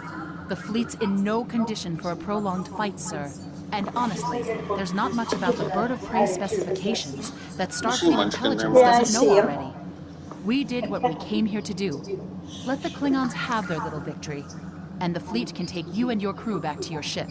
For more information, including pictures and videos of the stories told on this podcast, or to suggest stories for future episodes, please visit us. You need an attitude adjustment too, young man. The important thing is that the Doomsday Machine was destroyed. I'm sure Commander Burgess will want to congratulate you for a job well done. @gmail.com. All stories told on this podcast can be found at creepypasta.com and protected by a Creative Commons license. Some rights reserved unless otherwise. I don't know if it's from the air conditioner or what. I have no idea. Kavok's loss is unfortunate, but he did what he believed he had to do. In the end, he died with honor. Fortunately, you were able to destroy the Doomsday device and end the threat of Bavat's weapons programs. We probably haven't seen the last of him, but at least now he's disarmed. At least as much as any Klingon, that is. And don't worry about having to return the IKS Targ to the Klingons. I don't believe that there's much about that class of bird of prey that Starfleet intelligence doesn't already know. If getting the ship back lets the Klingons think they won a small victory, I don't mind, and you shouldn't either. There are very few captains who can say they faced a threat like you did today and lived to tell the tale. Impressive work. Congratulations, Lieutenant Commander. Looking outside, it looks like the 22 inches of snow we got 2 weeks ago. Sadly, that's not an exaggeration. And it's finally melted. And if I'm not mistaken, that's actually spring I see. As such, it's time for a little bit of spring cleaning before we get to this week's episode. Stay tuned to the end of the episode for a special trailer from a friend of the show, Midnight Seas Productions. The creators of You've done well. While there are still issues at the Klingon front, it's time to move to a bigger picture.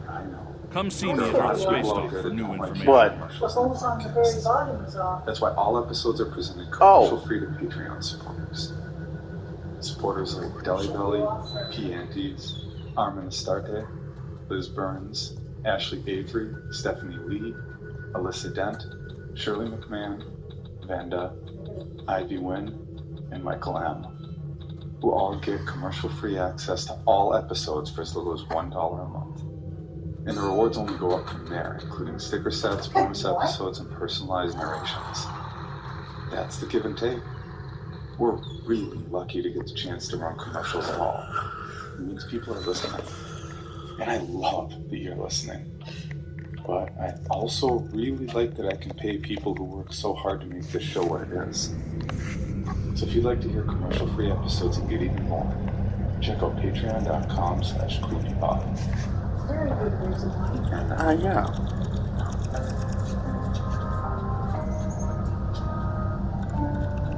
This is Creepy, a podcast dedicated to sharing the most famous, chilling, and disturbing creepypastas and urban legends in the world. Whether these stories truly happened or are simply fabrications is for you to decide. These stories may contain graphic depictions of violence and explicit language. Listener discretion is advised.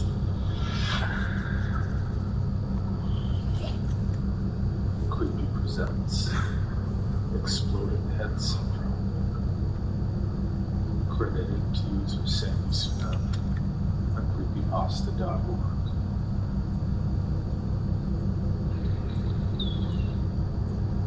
Identifying exploding head syndrome, EHS, an uncommon phenomenon that causes the person, usually a female, to suffer from sudden, loud, and unexplainable noises right in the verge of sleep. Noises which are jarring, can sound like the popping of fireworks, gunshots, the banging of slamming doors, and even loud explosions. In some cases, violent screaming or sobbing is heard. The most exceptional thing to note about the sleep disorder that is EHS is that noises do not always occur within the head. Sounds are out of body and can be heard anywhere up to a block away by both ears. Although very little is known, psychiatrists speculate that EHS occurs when certain synapses in the brain fire off rather than settle down. What synapses and why, however, is still unknown. No one has proven this theory to be true, however. Doctors aren't even sure where to begin looking, let alone find an actual cure or remedy. Many subjects have claimed that a little rest and relaxation can help. EHS never truly leaves those afflicted, and those with insomnia experience it much worse. Some claiming to see flashes of light, even short bursts of unexplainable pain along with noises. In some cases, EHS can develop into more serious mental illness.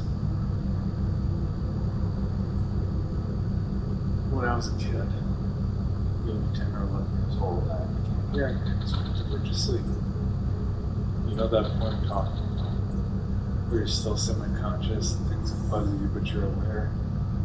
That state. I'd be moments away from drifting off to dream, and bam! This horrible loud noise would startle me awake. For the life of me, I can't really explain to you what the noise was like, what I could relate it to, but it was loud, and it scared the shit out of me. For the first few months, it happened maybe once or twice a week. I couldn't really explain it, and I was terrified of bringing up my mother because I didn't know if she would believe me. I was an imaginative kid after all, so I kept it to myself until I got in my teens. I remember those nights. Sometimes I didn't even get any sleep. Time after time, just as my exhausted brain would begin to drift. Bam! And again, I'd be wide awake, full of terror and paranoia. Occasionally, particularly bad nights, I'd hear other things. High-pitched noises like screaming. It's the only thing I can think of to relate it to. The final straw was the night I kept hearing the banging. It was aggressive. I was so out of it that I didn't even need to close my eyes. I was constantly in that semi-conscious state, trapped with those damn noises. Finally, I saw a bright light flash through my room. It lit every nook and cranny. It flashed me. It made my skin hurt just being near it. Oh, it was there and gone in less than a second. It woke my ass up completely, and I didn't sleep at all that night. I didn't even try. So I finally told my mom. I couldn't take it anymore. It had gotten to the point that I was failing every class because I was dozing off constantly. I was lethargic, exhausted. I felt like my brain was about to shut down. I felt like I was going insane. She didn't believe me first. And I don't blame her. I wouldn't believe me either. She hadn't heard any of the noises I told her about, and the fact that I heard them was even more strange to her. Why did I experience it when she and Dad didn't? My inability to describe the sounds didn't help either. It took some coaxing, a little bringing up grades, and then finally she agreed to take me to a psychiatrist for mental evaluation. Not exactly what I was hoping for. And again, who else to go to but a psych doctor? After a few tests, a few more weeks, countless sleepless nights, They still had nothing but a hunch as to what my problem was. They guessed it was a rare form of synesthesia. As the senses of the brain fused together. Citizens of the Federation and her allies, it is my honor to introduce the official Starfleet ships of the Line Museum. This undertaking, made possible by the help of so many of you, is to educate the galaxy at large about the history of some of the greatest ships to serve in Starfleet, and allow you to look at full-size replicas of the ships, lovingly recreated and restored. Please, take your time and peruse this look back at our history. I know that I, myself, have already spent several days staring in wonder at these pieces of the past, preserved and revived. After one standard Earth Day, the exhibit will move to several museums and galleries around the galaxy. But it will be visible once a year above Earth Space Dock and Deep Space Nine on this most important date. Especially at 13 launches there, crazy in the hall. Unfortunately, drug worked in my life. The antipsychotic medication. ADHD medication. And it's weird because they're exactly opposite of each other. One blocks dopamine, the other releases it. And the hat-trick cure was to try and regulate my brain. Considering it wasn't on the shelves yet, it was still in testing, so I was getting there. But it was still free. And I could tell myself I wasn't actually taking it as a psychotic medication. Technically, at least. There's no medication on the silence and the fear of sleep. And fall in the night. Happened so long and so fast. It was wonderful. Sure, I had a feeling Starfleet owns its allies. Republic to Earth Space Dock. But I could sleep. The eyes was stopped. I managed to pull the grades out of the brother and graduated at the top of my class 5 years later. I still thought about it. They had been wrongly diagnosed for all those years. That's something I thought about it for too long. I mean, it made the noises stop. But what was really wrong with me? After moving into my own apartment and putting college on hold for a while, I decided to do some investigation. You've done excellent work so far, so I want to expand the range of your mission profiles. There are trouble spots all over the galaxy. Good Starfleet captain never shies from engaging with trouble and trying to solve problems. Within the bounds of the Prime Directive, of course. I was only curious. I needed to find a medical suite to recently posted blog or sleep disorder called Exploring Headset. It's DHS. You'll find patrols and systems scattered all across the quadrant. Enemy ships or local problems that need help. We also have trouble spots in other parts of the galaxy, such as Nimbus 3, Drozana Station, and the Defera system. Check into these kinds of trouble spots as time permits. It was a completely new topic in medical, despite the cleaning and conducting of their agents. I thought I was back to square one until I happened on a forum for people with the agents. Like any good researcher, I really went in to interview people and their personal experiences. Thankfully, everyone I spoke to was very informative. They even suggested I try simple sleep aids like melatonin. I compared what I could remember of my sleepless nights to their accounts. Every passing minute I became more and more convinced that all I had was a simple sleep disorder. Everything matched up too perfectly to suggest otherwise. Just as I was about to get off, a new person joined the chat room. His username was The Watcher. He introduced himself as such. Condition Alpha, repeat. First, I seemed a little less than how the symptoms did in almost a hoity-toity manner. But after I informed him that I heard interviews and made a personal decision, he asked me what it was all about. So I explained to him my situation in most detail that I felt comfortable with. He asked me what medication I was on. Now, don't get me wrong. I'm not exactly a friendly person.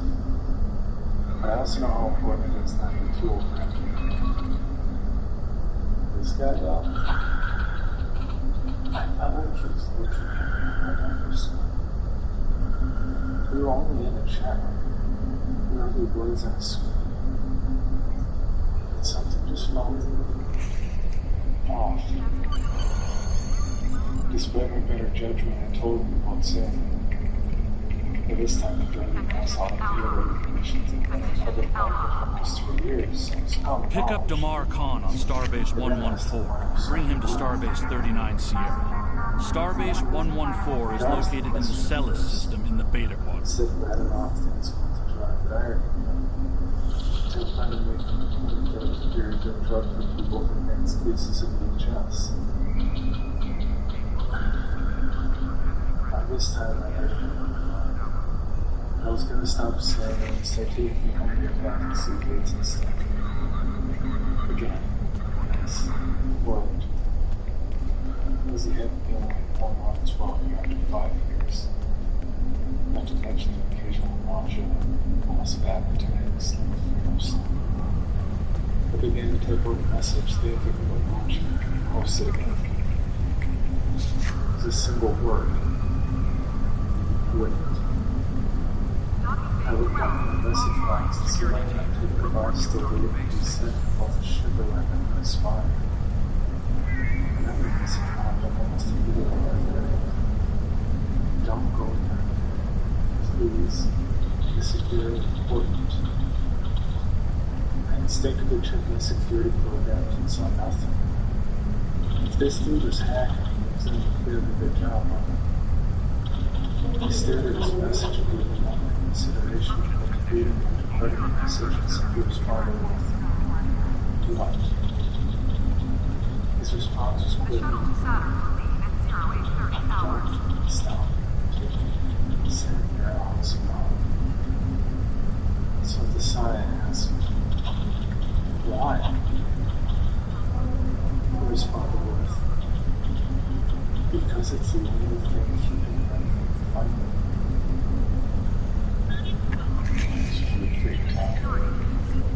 Possibly time to be irritated. Is this guy fucked? I didn't really expect trolls to dwell on apple farms, but I guess they're everywhere. Still, I didn't leave the chat. The golden rule of the internet is to never feed the trolls, but I'll admit, I was curious to see where this was going. Citizens of the Vague. Hello, Admiral. This is what we said to me. VHS has been around for centuries. The reason? More people have it. And why do more people have it? Because they're getting out. They're becoming gluttonous and greedy, so they're finding more and more people with a beast. Those sounds you heard? It's simple. It's them attempting to open the door to our world. Those sounds are echoes of their dimension slamming into ours. We are unlucky here with a warning. The light you saw, that's the door you need to open. But if you break in time to hold it close, that's why it reappears in a flash. The final warning is pain. You mentioned feeling your skin burn, but that was only a side effect of being so close to the door opening. No, the real pain felt by those with VHS is much worse. It's a rending of flesh from bone. It's their claws digging deep into your skin. But again, if you manage to wake in time, it will stop. Unfortunately, there will be no proof of them ever touching you.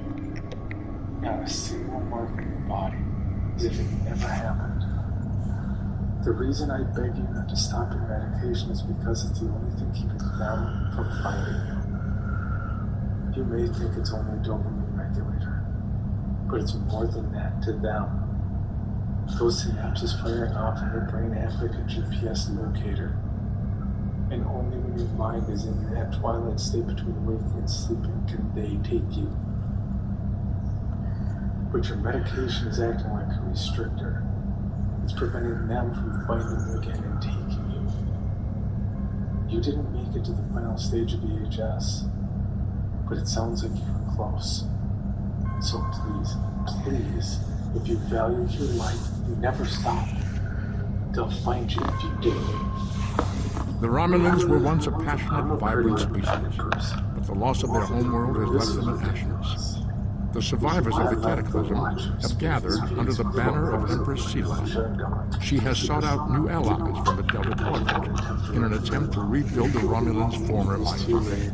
And now, she seeks revenge for a lost world and a broken people. I noticed how long I'd actually been on the internet. But once I got off, I realized it was far too late to take my medication.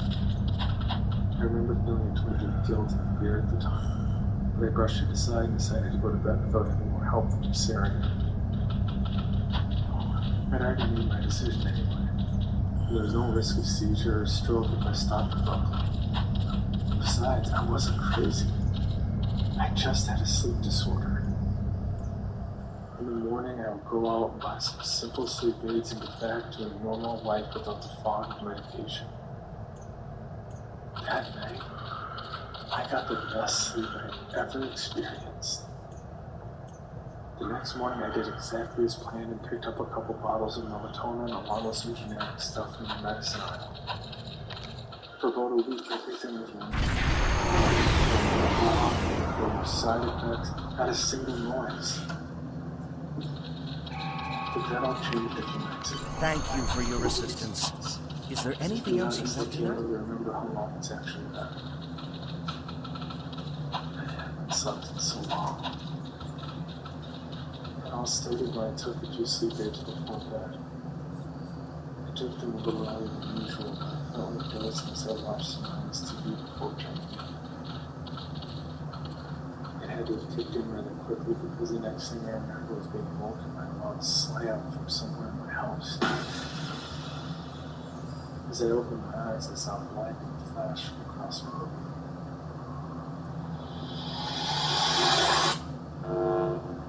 In an instant, I lost power and everything in my home went completely dark. All I could see was that The crew of the Tucker can handle anything the Romulans can throw at us. Besides, you can only learn so much from sensors and probes. To really understand the HOBA system, we need to be there. Not being able to see. Not knowing if someone's creeping up on me at that moment. It was horrible. The Romulans are touchy. Watch what you say or you'll be in for a fight. The Remans don't even bother talking before they fire, so I think they're more dangerous than the Romulans. Sela's found some new allies, too. They're from the Delta Quadrant, but I don't know much about them. Too much, and I headed off to bed. I was nearly asleep when it happened again. Flash forward. By the time the someone visited the next morning, it happened. Wish me luck. Oh, and I'd check in with Admiral Tanay before you leave. She might have new orders for you.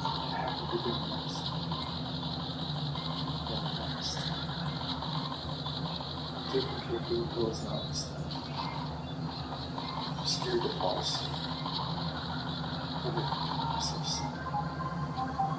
These past few years I've been driving my consciousness and it's horrible. Goodbye. Never! The crew of the Tucker can handle anything the Romulans can throw at us. Besides, you can only learn so much from sensors and probes. To really understand the HOBA system, we need to be there. I can't help but think that it was morning. I should have listened. I can't even remember when we started listening. It's too late anyway. have already found me. So I'm stuck in a constant state of semi-consciousness, and then they have to be difficult to bear. Here they vanish. I would imagine if they have worked for an appetite trying to get to me. The only thing keeping me awake now is focusing on my hands. The Romulans are touchy. I'm not sure what it's Watch what you say, or you'll be in for a fight. The Remans don't even bother talking before they fire, so I think they're more dangerous than the Romulans. Sila's found some new allies, too. They're from the Delta Quadrant, but I don't know much about them. Why should you believe me when I tell you that the Watcher was actually right when I didn't believe it? And why should you go looking for help immediately if you're experiencing symptoms of EHS? It's pretty simple, actually. It's the only Wish me luck. Oh, happening. and I'd check in with Admiral Tenay before you leave. She might have new orders for you. It's the reason my mother refused to believe me at first, why the psychiatrist insisted I go to testing. Goodbye. It should be physically impossible for me to experience the symptoms of EHS. I shouldn't be able to hear the things I hear. The loud noises, the high-pitched noises, noises that sound like they could be calling me. Even now, as I write this, I can hear it. I hear it now. But I shouldn't be able to hear anything. You may have heard about the tragedy at Kedar. Empress Sela attempted to disrupt the conference with a bomb, resulting in the death of Commander Tamer. Now, Sela is offering a political reconciliation with the Federation, despite the fact that we have allied with the Romulan Republic. She has invited Federation diplomats to meet with her delegation. The one that just finished exploding heads and all. However, we have recently received intelligence that Sela is amassing a fleet. We are sending you, the peace delegation, as cover for your investigation into Sela's activities. I don't know. Maybe This it's is true. a very You know the delicate stories. situation. What You must stories? try to The place burned to the covertly obtain ground. information Killing about everyone Sela's inside. plans Nurses, without disrupting doctors, our peace efforts patients, or upsetting everyone. Sela. However, we do have an agent in her retinue who will help you. I have no missions for you. And people still say to this day that it's haunted and cursed because of all the people who died here. Hello? What are you doing out? It's not real. There's no faces around the end of the hall.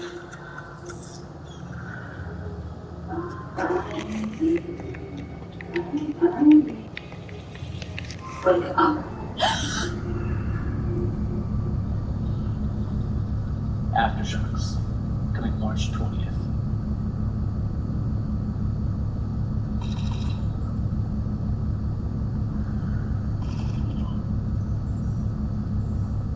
For more information, including pictures and videos of the stories told on this podcast, or to suggest stories for future episodes, please visit us at CreepyPod on Twitter, Instagram, Facebook, or email us at creepypod@gmail.com.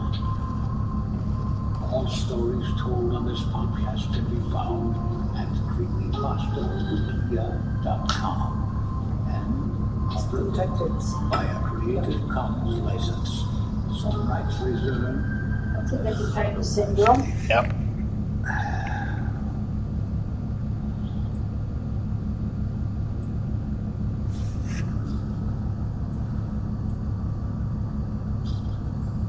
This episode of Creepy is made possible thanks to patrons like Erica Leaf, Janet Benn, Nada Mitchell, Byron Berlin, The Shift Podcast, Melville Martinez, Douglas Howell, Maritza Morales, and Rowancy.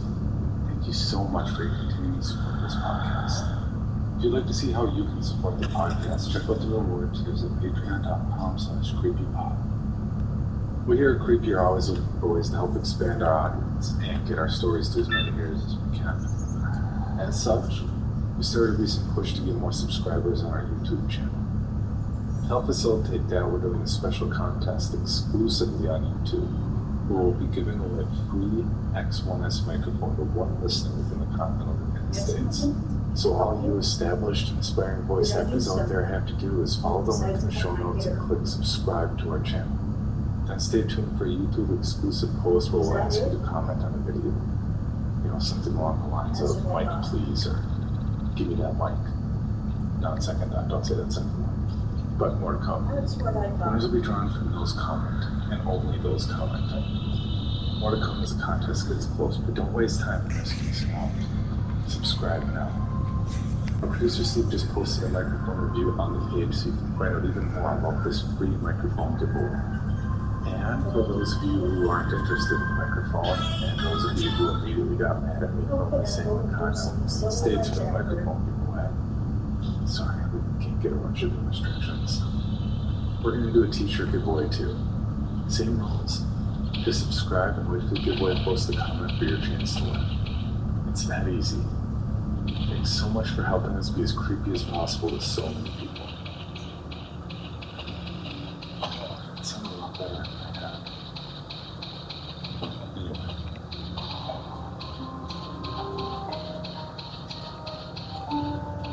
This is Creepy, a podcast dedicated to sharing the most famous, chilling, and disturbing creepypastas and urban legends in the world. Whether these stories truly happened or are simply fabrications is for you to decide. These stories may contain graphic depictions of violence and explicit language. Listener discretion is advised.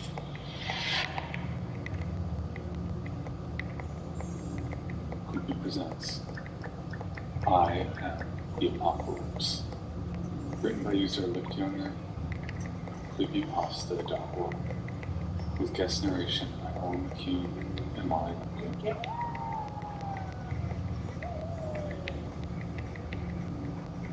The cold was the first thing that I felt. Even before my eyes were open, I felt a very deep chill in my core. Anytime? I did the worst thing I could. I went and got my hair done, because according to my, that's one thing I did wrong. Okay, fine.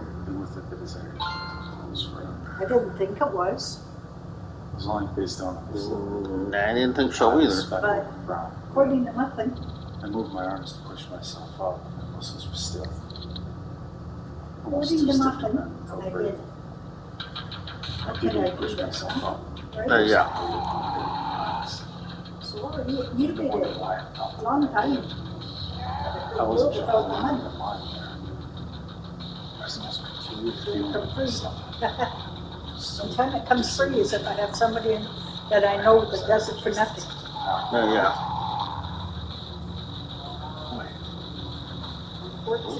I don't know anybody that does it for nothing. It was a kitchen. Mostly everything in order except for the few traces of cravings. The back door was open, barely bolted to the top hinge. Cabinet doors were left open. It seemed only the food readily edible was taken. The knife set was knocked over, with a few blades missing. There was blood splattered on the floor on which I was lying.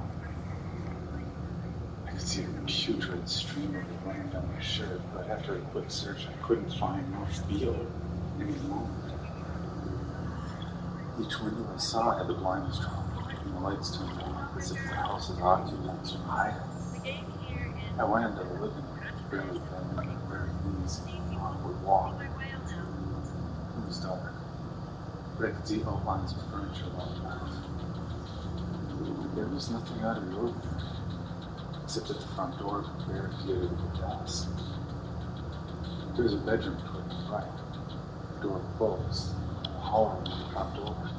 The entire house was dark and empty, except for me.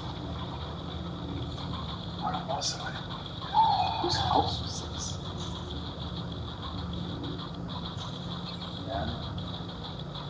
Then I realized I didn't know who it was. I thought, trying to bring up some memory of the name, activity and base. I didn't know the image of my own face. The feeling of facelessness was really disconcerting. I came back since my car. I realized I couldn't remember anything other than the coals breaking up on the kitchen floor. I slowly became more and more sure that I'd been poisoned, or perhaps I had a reaction. What makes one uneasy or conscious? It had to be some sort of chemical. What if I lived alone? I checked for a while and thought I found none. I tried to call out. Something was wrong with my voice. As it fell, it sounded like my vocal cords were shredded. The only thing that come out was some sort of strangled noise mixed with a phlegmatic sputter. I spat out a gob of blackish red blood caught in my throat.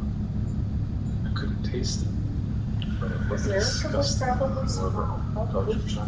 Yeah. Since I would have responded to my vocalization, I decided to leave. Going to the front door, I pulled the heavy desk aside. It was difficult, not because of the weight, but because of my limbs. My arms felt encumbered by hundreds of pounds, and the rest of my body had been struck with some sort of torpor. Like it was being pulled towards a supermassive black hole in the opposite direction I tried to escape into. Trying to grip the hulking piece of furniture was difficult as my fingers wouldn't cooperate. But the desk gave way more easily than I thought it would. I'm not sure how long I spent trying to open the door. Time seemed different. I couldn't tell how long the moment was. I was completely grounded and present. Trying to recall waking up in the kitchen was slowly becoming more difficult. After what could have been hours of failing, I orchestrated all my fingers together in a twisting motion to open the door. The difficulty of something seemingly simple perplexed me, but I lost interest and soon forgot about it. I had heard of concoctions that paralyze, but were there some that cause memory loss as well? I knew the Haitian zombies that forgot themselves entirely and served whatever voice they heard after they were resurrected. But there was no voice to command me. My experience wasn't quite as traumatic. Someone's blood was in that kitchen. Maybe I survived an assassination. I'd been subdued and harmless, and I could still feel the results of my rigid muscles. But if amnesia was an intended side effect, what would someone stand to gain from it? I walked out the door into a suburban neighborhood, trying to figure this conundrum out. The sky was overcast and gray, a constant threat of some sort of foul mist arranging the heavens. The wind was strong, blowing various trash and debris down the street. I could see black smoke on the horizon, rising up to coalesce with the dark clouds. Step by step, I moved the desiccated feeling body I was in down the driveway. I didn't see a single person, just the signs of exodus. Front doors were broken down and left open, windows smashed, burnouts from tires throughout the street, and the strange feeling of not being alone. I could sense someone was around. I could hear their heartbeat. I could feel their warmth. I needed to find them. I needed to know what was going on. Someone would help me, I was sure. We're getting there. Too thick Almost saliva ready to began try to out. form in my mouth. Very foreign saliva. I spit. Purple slime tinged with red hitting the ground along with something white. The purging of a toxin. So I began to walk. I made horrible progress, walking down the street on a pair of dead legs.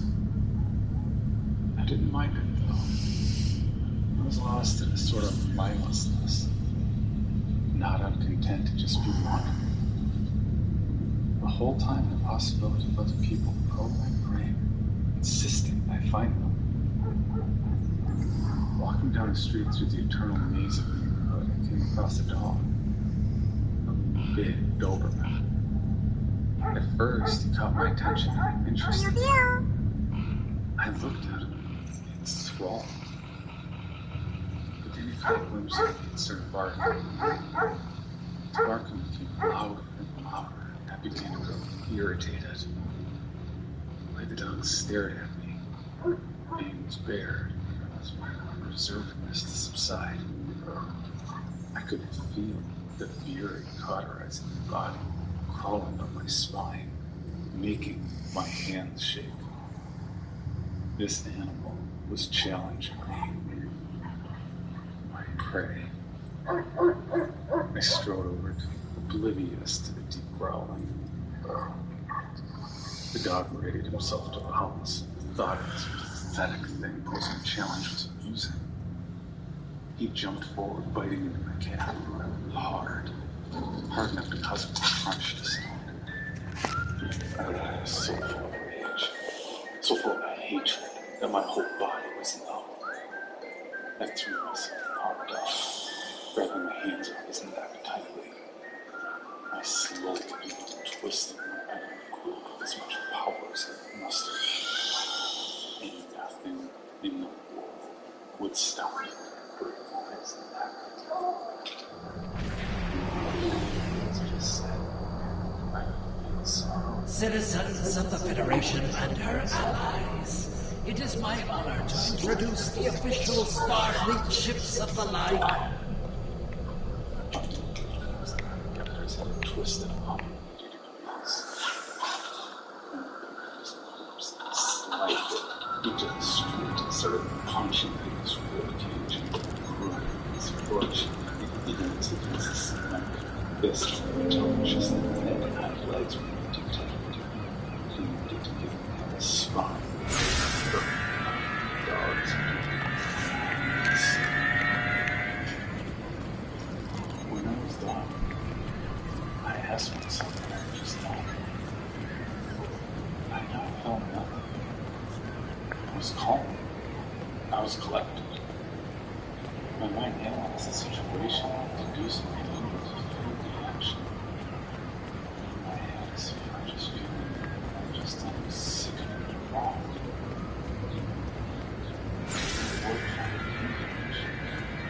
I'd heard a story how an image, a specific image, which caused it to fly down the fury of the small sun.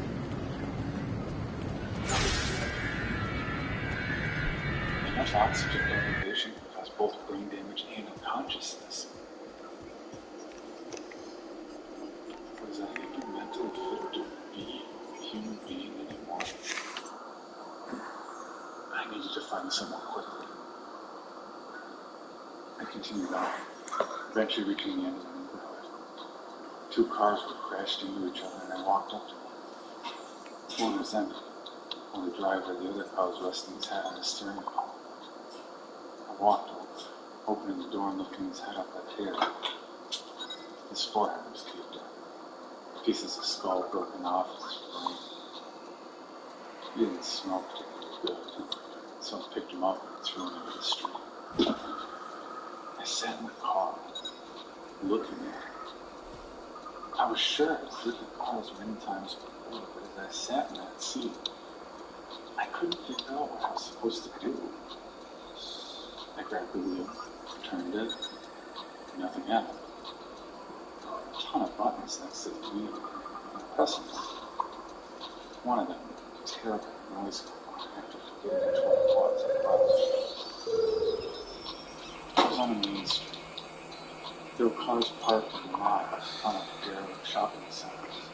The occasional sign of violence streaked upon the pavement or a wall in athletic fashion. The lights in miscellaneous shops were still on, but I could see no one inside.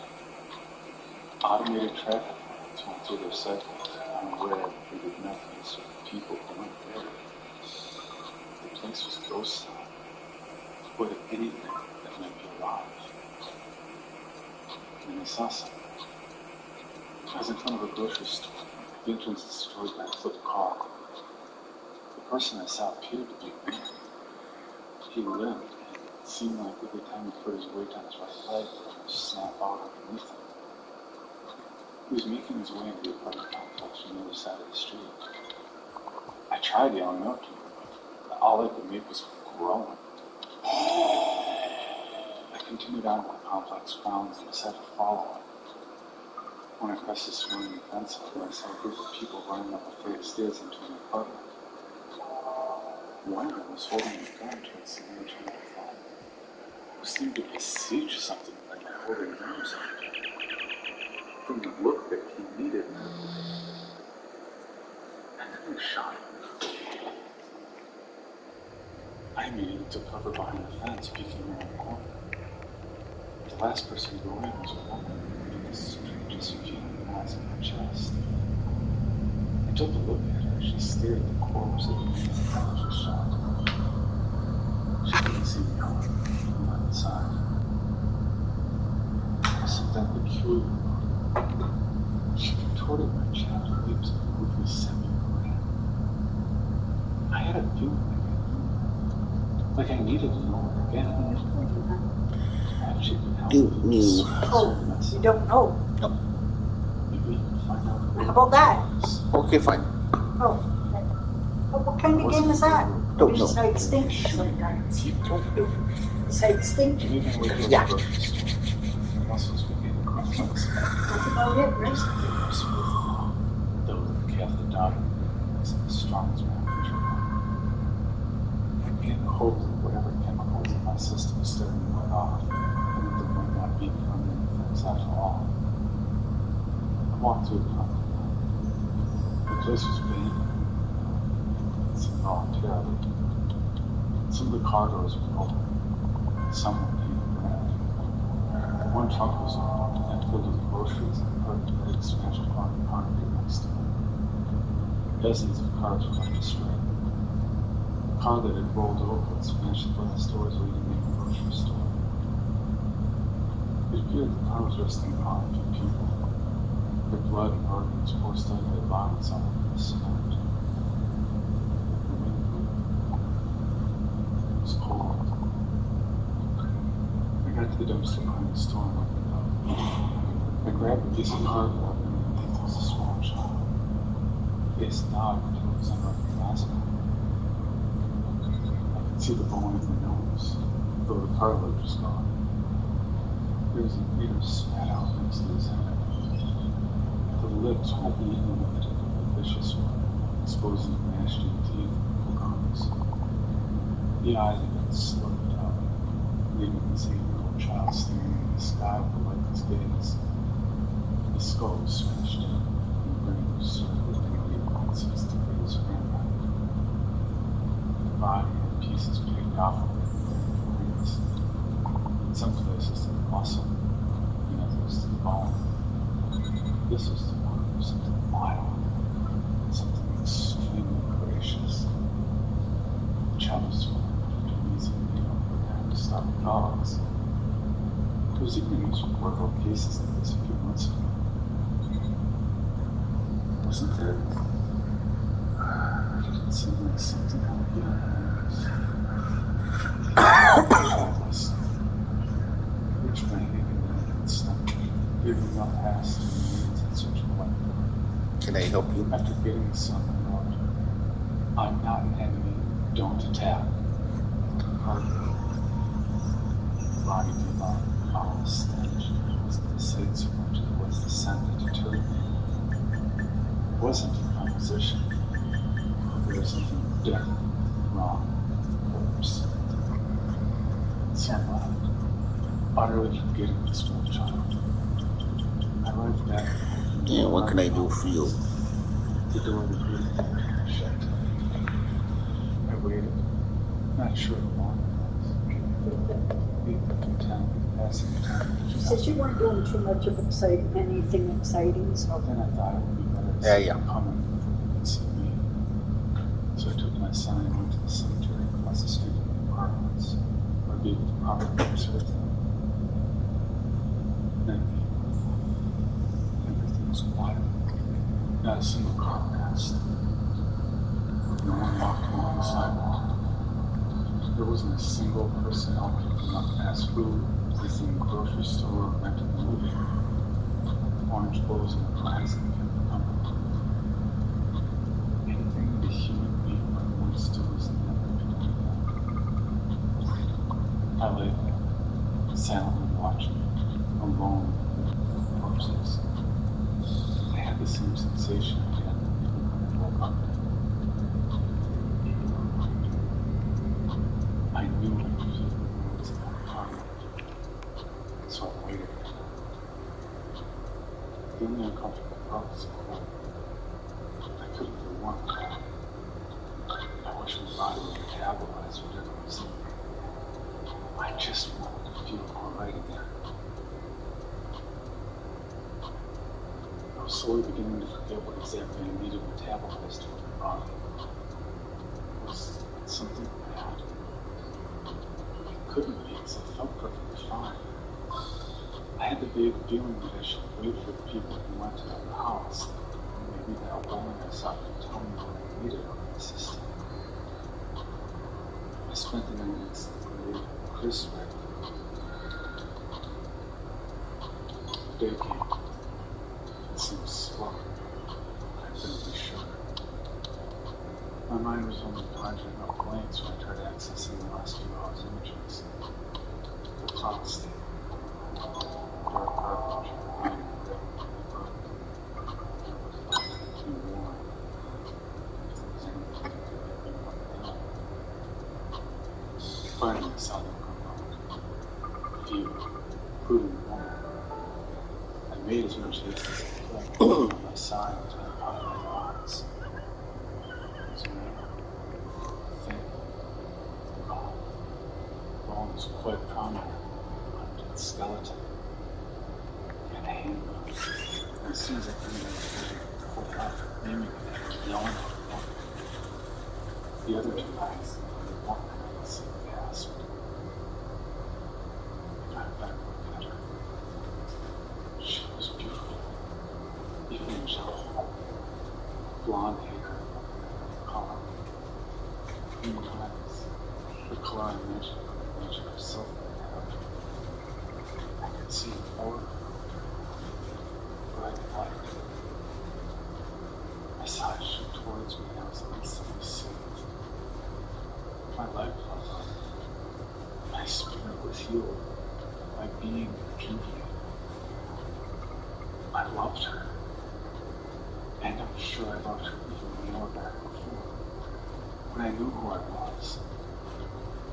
She looked at me, mouth agape, expression stunned. The skeleton covered in flesh took a step forward, but she stood in front of me. I held up my sign and she read it. I could see a tear run down her face. They muttered a conversation to each other, but the man let me continue on. The man beyond this man stood walking towards me. Back now. With or without you. The other two started running back up the stairs. They meant nothing to me, however, so I didn't care. I drank inside. This woman, a complete stranger to me, yet so familiar I felt that I lost her now I would lose my entire life. She came closer and stopped. Is that you?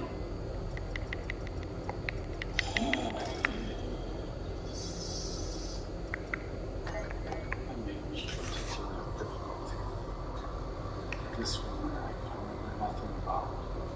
This woman that I loved. I would do anything. She walked up to me. I extended my arms to embrace her. Yet when she fell into them, I ripped her fucking throat out. Flesh in my mouth one second, swallowed it the next. She started choking on blood, trying to scream, being falling down. She's weak, the same way I was. I got down on my knees, making a fist and smashing through her ribcage to get the last taste of openings. I broke the skin, broke bones, she bit me.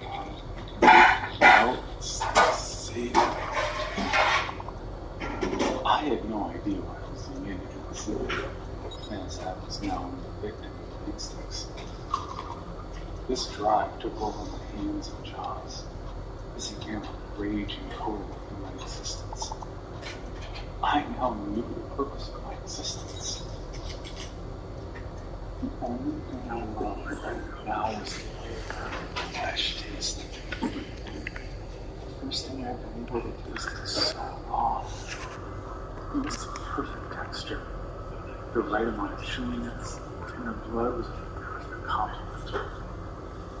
I felt an elation. I felt an amazing high I'd never known as I consumed her carcass. I felt a tooth get stuck in a particularly callous piece of hand. It was swallowed. I regret this. If I could still regret, I might regret after I had my fill. This woman, only to suffer the same bewilderment and estrangement from reality as I had. I might regret that I was purposefully put her pain so she could go and death to others. I might regret the deaths of the others she loved. I might regret letting the corpses and children concern themselves after the victims did their part to spread the disease. If I could still regret it. If I even cared to regret it. I might regret succumbing to the results of my twisted. I am now the plague bearer. I am now the one who used to despise and form ways. I am the downfall of my former race. I am the apocalypse. And then, I became the beast.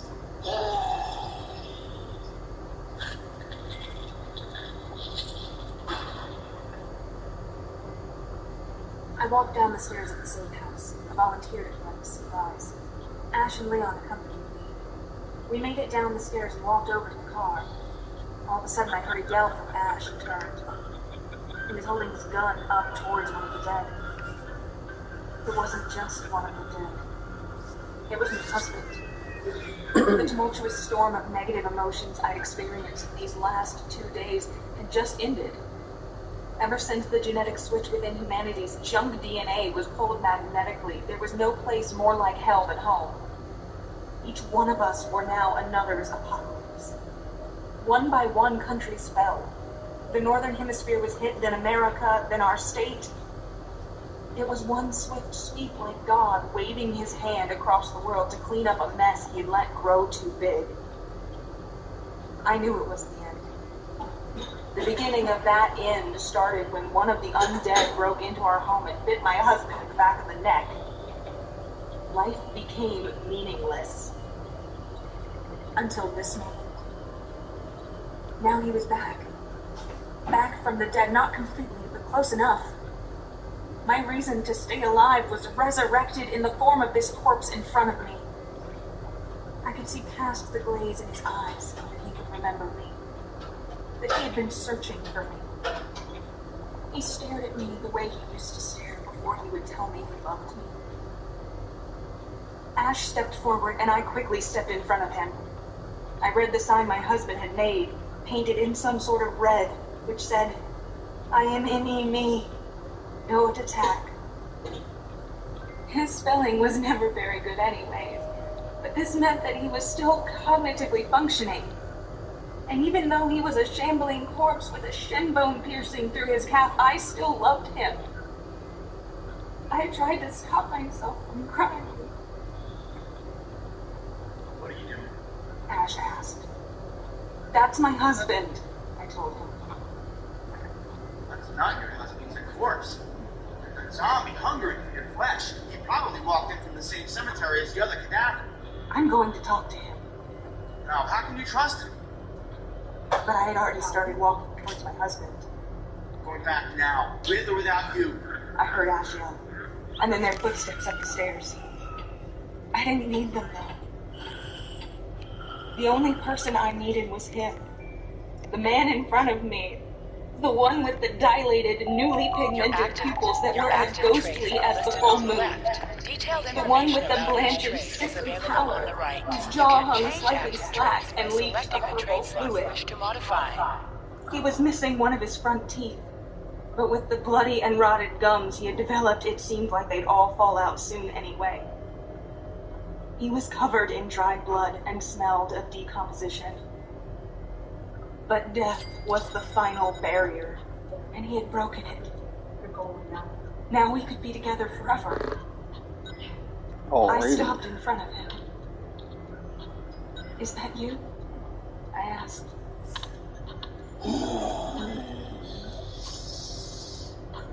He rasped, like his vocal cords had been cut with a scalpel and then sewn back in by a high school special ed student with a left hand.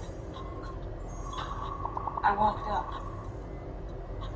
He opened his arms, and he embraced me.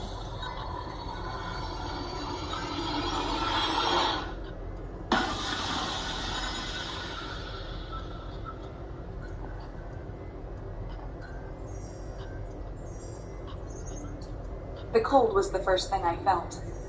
Such an overwhelming cold. I opened my eyes with difficulty. I was staring up at the sky. Massive clouds, dark and menacing, were sailing through the Couldn't have did that while I was out there, right? No, of course not. Lamps lit the area I was in with an orange glow, creating an eerie, otherworldly sensation, as if I were in some reality that never existed until this moment. With as much strength as I could muster, I tried moving. My muscles were stiff and bending them was almost impossible. I finally got up, though. I took a look around. I was in the parking lot of what looked like an apartment complex. Where was this? Where was I? Wait a second, who was I? I began to try and recall something. Anything from my memory. Nothing came up. I tried calling out, but the only noise I made was a strange gurgling, as if my throat were full of a liquid. Then I looked down. There was a corpse next to me, lying face up. I had the strangest feeling that this man was important, that I had known him. He was missing a tooth, covered in blood and obviously killed by a bullet to the head. He gave me a very peculiar feeling, and anyone who could feel sorrow would have been saddened by this man's condition. So I started walking away. I had an instinctive feeling that there were people nearby, though where I wasn't sure. But I needed to find people. They would help me. I was sure.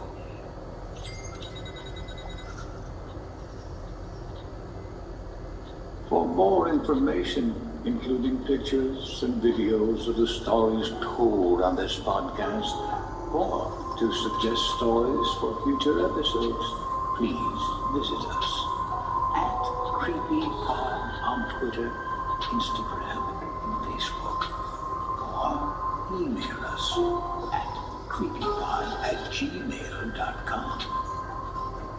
All stories told on this podcast can be found at creepypastawikia.com and are protected by a Creative Commons license. Some rights reserved unless otherwise stated.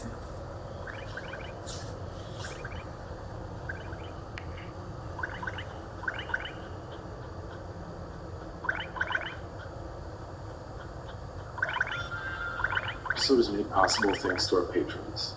Patrons like Darla Stex, Timmy Weigel, Stefan Swallander, Akasha of the Damned, Austin Mercado, Adam Gomez, David Schenkman, Jack Whedon, and Lucas Healy-Hibbert. Some people have asked recently about the commercial-free episodes and how that works. Good stuff. It's simple. When you become a patron for as little as $1 a month, you're given a dedicated RSS feed you can listen to either on patreon.com/creepypod or through your preferred podcast app. If you donate $5 a month, that same feed will be populated at least 3 times a week with additional creepypastas and horror stories. To find out more about how you can support this podcast, please visit patreon.com/creepypod. And a quick note about the mic and t-shirt giveaway. First, I love the enthusiasm so many of you have for the microphone, but you don't need to comment on anything yet. Right now we're thinking the official giveaway will be in June. But don't worry, we have plenty of notice. The giveaway will happen on a YouTube video that's posted without story and exists solely for the giveaway. Of course, that doesn't mean you can't go in and click the link in the show notes to subscribe now. And yes, if you already subscribed, you qualify.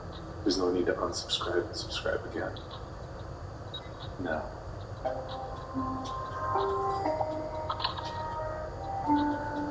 this is Creepy, a podcast dedicated to the most famous, chilling, and disturbing